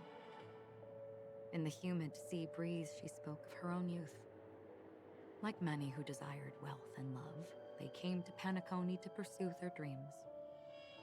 Alas, her lover's consciousness was lost in the dark depths of the Sea of Dreams. Finally, she suggested we continue our conversation on a boat in the shallows. I agreed and boarded the boat with her. But she never said anything.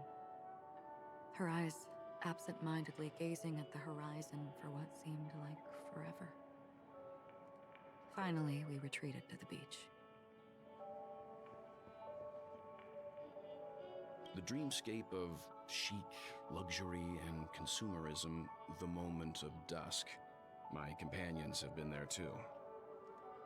Then you all must have seen those who are attempting to realize their dreams. Or have realized them. Scattering money as if it were dust and betting it on all or nothing. Everything has a price, and everything can be bought or sold. Even dreams themselves. I saw an Intellitron there, who was preparing to auction himself. When someone wins a bid under stipulated periods and rules, he would do the buyer's every bidding, becoming that person's very possession. That Intellitron had been auctioned off a dozen times, and I participated in his 13th. That was the grandest banquet I had ever attended. But never again did anyone cast another glance at him. This time around, there were no successful bids for him. This is what I've seen and heard along the way. Someone once said to me, Penacony wasn't like this a long time ago. Nor should it be. I've traveled through the reality and dreamscape of the planet of festivities. Watched the tides of night rise and fall when time stopped for people. Where the spirits of the rich and impoverished remain forever fixed on their own scales. This is why I think the collapse of the beautiful dream is inevitable. There might be a way to change everything. Perhaps. But if this is indeed the world that people desire, if this is precisely why life chooses to slumber, should we still seek to change it?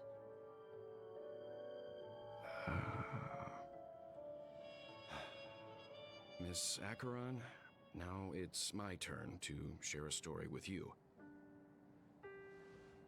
There was a man from my homeland who, at a time when the world was grappling with deep, unhealable pain, made a choice. He wove together the dreams of everyone in the world, linking people's dreamscapes, and shouldered this burden himself. From this, he created a giant, a spiritual atom. And since that moment, the giant stood between heaven and earth, becoming the pillar of the world's existence. As a price, those who found it hard to move forward, who could not advance, forever lost their future. They slumbered in a dream, devoid of disaster and pain, living out their days peacefully in the man's created utopia. And it is because of the wishes of those people who wished not to awaken that this spiritual atom became unbreakable.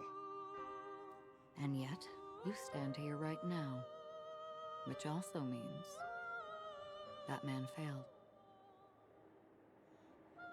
Because people must always move towards the future. Even if human weaknesses make them pause when they truly cannot move forward, humanity will eventually seek a way to save itself. And that man, he was never a failure.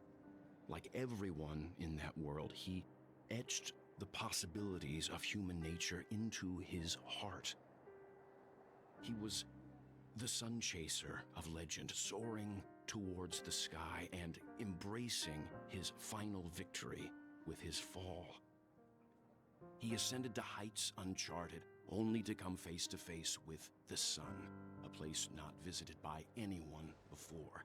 His wings would melt because of it, only for him to fall into the sea. And after that,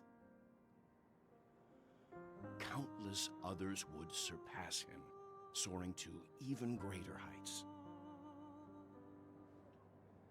A fitting metaphor for the Nameless's trailblazing spirit. Thank you, Mr. Yang. I know what you wish to confirm. The universe has innumerable similar, yet different worlds. In these worlds, there are innumerable people who look alike, yet don't. I too have embarked on journeys, encountering old friends with familiar faces on different worlds, witnessing their destinies follow paths similar to mine.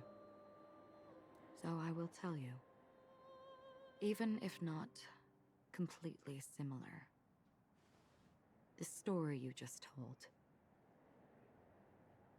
it overlaps with my past, and within that abyssal dream, I ended that man's life, alone.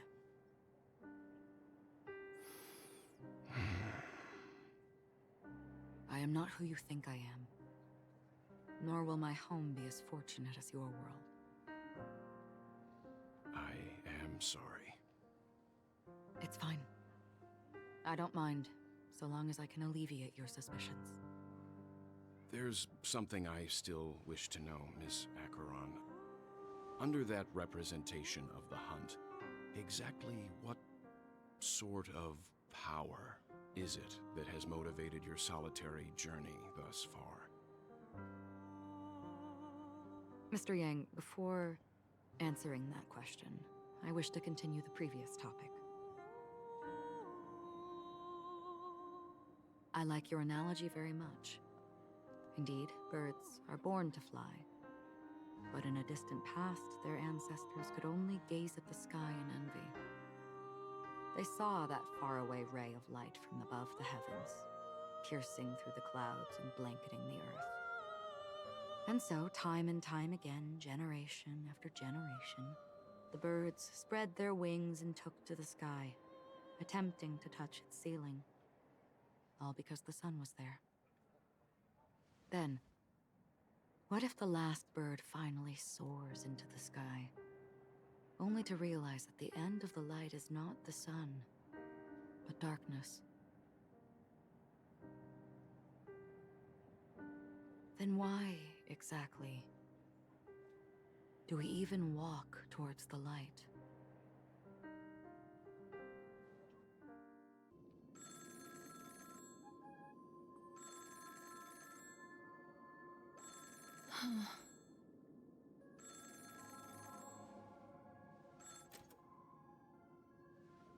Long time no see. Having fun on Penacony? Acheron? This voice, it's not constant. Could it be her companion?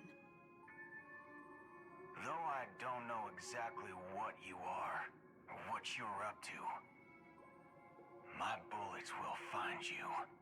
Until then, you best find a casket store on Penacony and ask the owner to reserve a good quality casket for you, imposter. Imposter? I see. She gave my whereabouts to someone who's tracking Acheron too. Who are you? Huh? Did I make a mistake? Who the heck are you? I'm the Garden of Recollection's memo keeper. Not bad. This is the kind of tough challenge I like. You that imposter's bodyguard? Never mind. It's fine.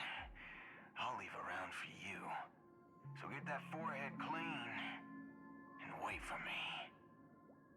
I don't know what you're talking about, but you know Acheron, the Galaxy Ranger, yes? I have something to ask you. Are you asking me to write your will? Sure. Go ahead. Not quite. I only want to ask, how exactly did she become a Galaxy Ranger? She's clearly not a path strider of the hunt, but you are, aren't you? Tell me, what's Acheron's deal? Sure. Heck, never thought I'd come across an ally. What a stroke of luck. Well, I'll be on Penacony soon. Memo keeper, go buy a bottle of Donna's white oak and warm it up, and I'll raise a glass to you. That lady's passed. Well, nobody knows. But if all you want is a simple answer, sure, you best get a chair and take a seat. That woman, named Acheron, is an emanator who should not exist.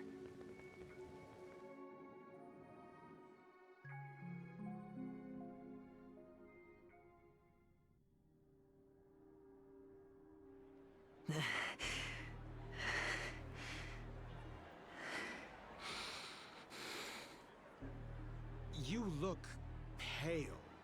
Or is that also part of your act? I didn't think you'd have the nerve to show yourself. I thought this was exactly what you wanted. After all, I faithfully fulfilled my duties as you instructed. Just tell me if you can't hold on any longer. So, The genius of the Council of Mundanites wants to be my Undertaker now. My, what an honor. Yes, and I'm pretty sure the people at the Strategic Investment Department would love to be notified of your death in due time. But let's not forget, you won't be seeing them, because I'm the manager of this task. Great. Then tell your people that Aventurine is ready to go in 17 system hours. Oh, you've got a lot of nerve. How exactly do you plan on completing your task while your hands are tied by the Harmony? My conversation with Sunday convinced me that there's a traitor in the family, and that they hold the secrets of Penacony. So, I took the opportunity to set everything in motion. I even managed to recover the gift money. Things haven't gone this smoothly since I walked through the doors of the Reverie. Now I'm only one step away from victory. Let's just wait and see. Sounds like a very elaborate way of saying that you failed. That's all I can say. Have you forgotten, Doctor? You betrayed me. Go. Do what you must. I look forward to the sight of the IPC fleet surrounding Penacony. You've achieved what you desired, haven't you? That's true, but what's your plan? Did you conceal an orbital support beacon in that gift money bag? Well, who knows? Maybe that's why I'm handing out cash even when I'm about to bite the dust. You are indeed a gambler. An insane one at that. Oh, maybe I am. Who knows? Fine. Here, take this. Open it when you're on your last legs. You'll thank me. What's this? Medical advice?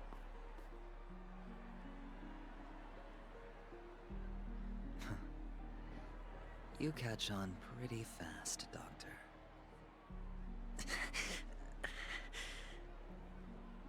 Asking me to solve a case without giving a single clue. How typical of you, wing-headed scoundrel. But the way you're all on edge about that stowaway, it's just as I guessed it would be. As for now, let the rain of wealth from the IPC fall evenly on everyone.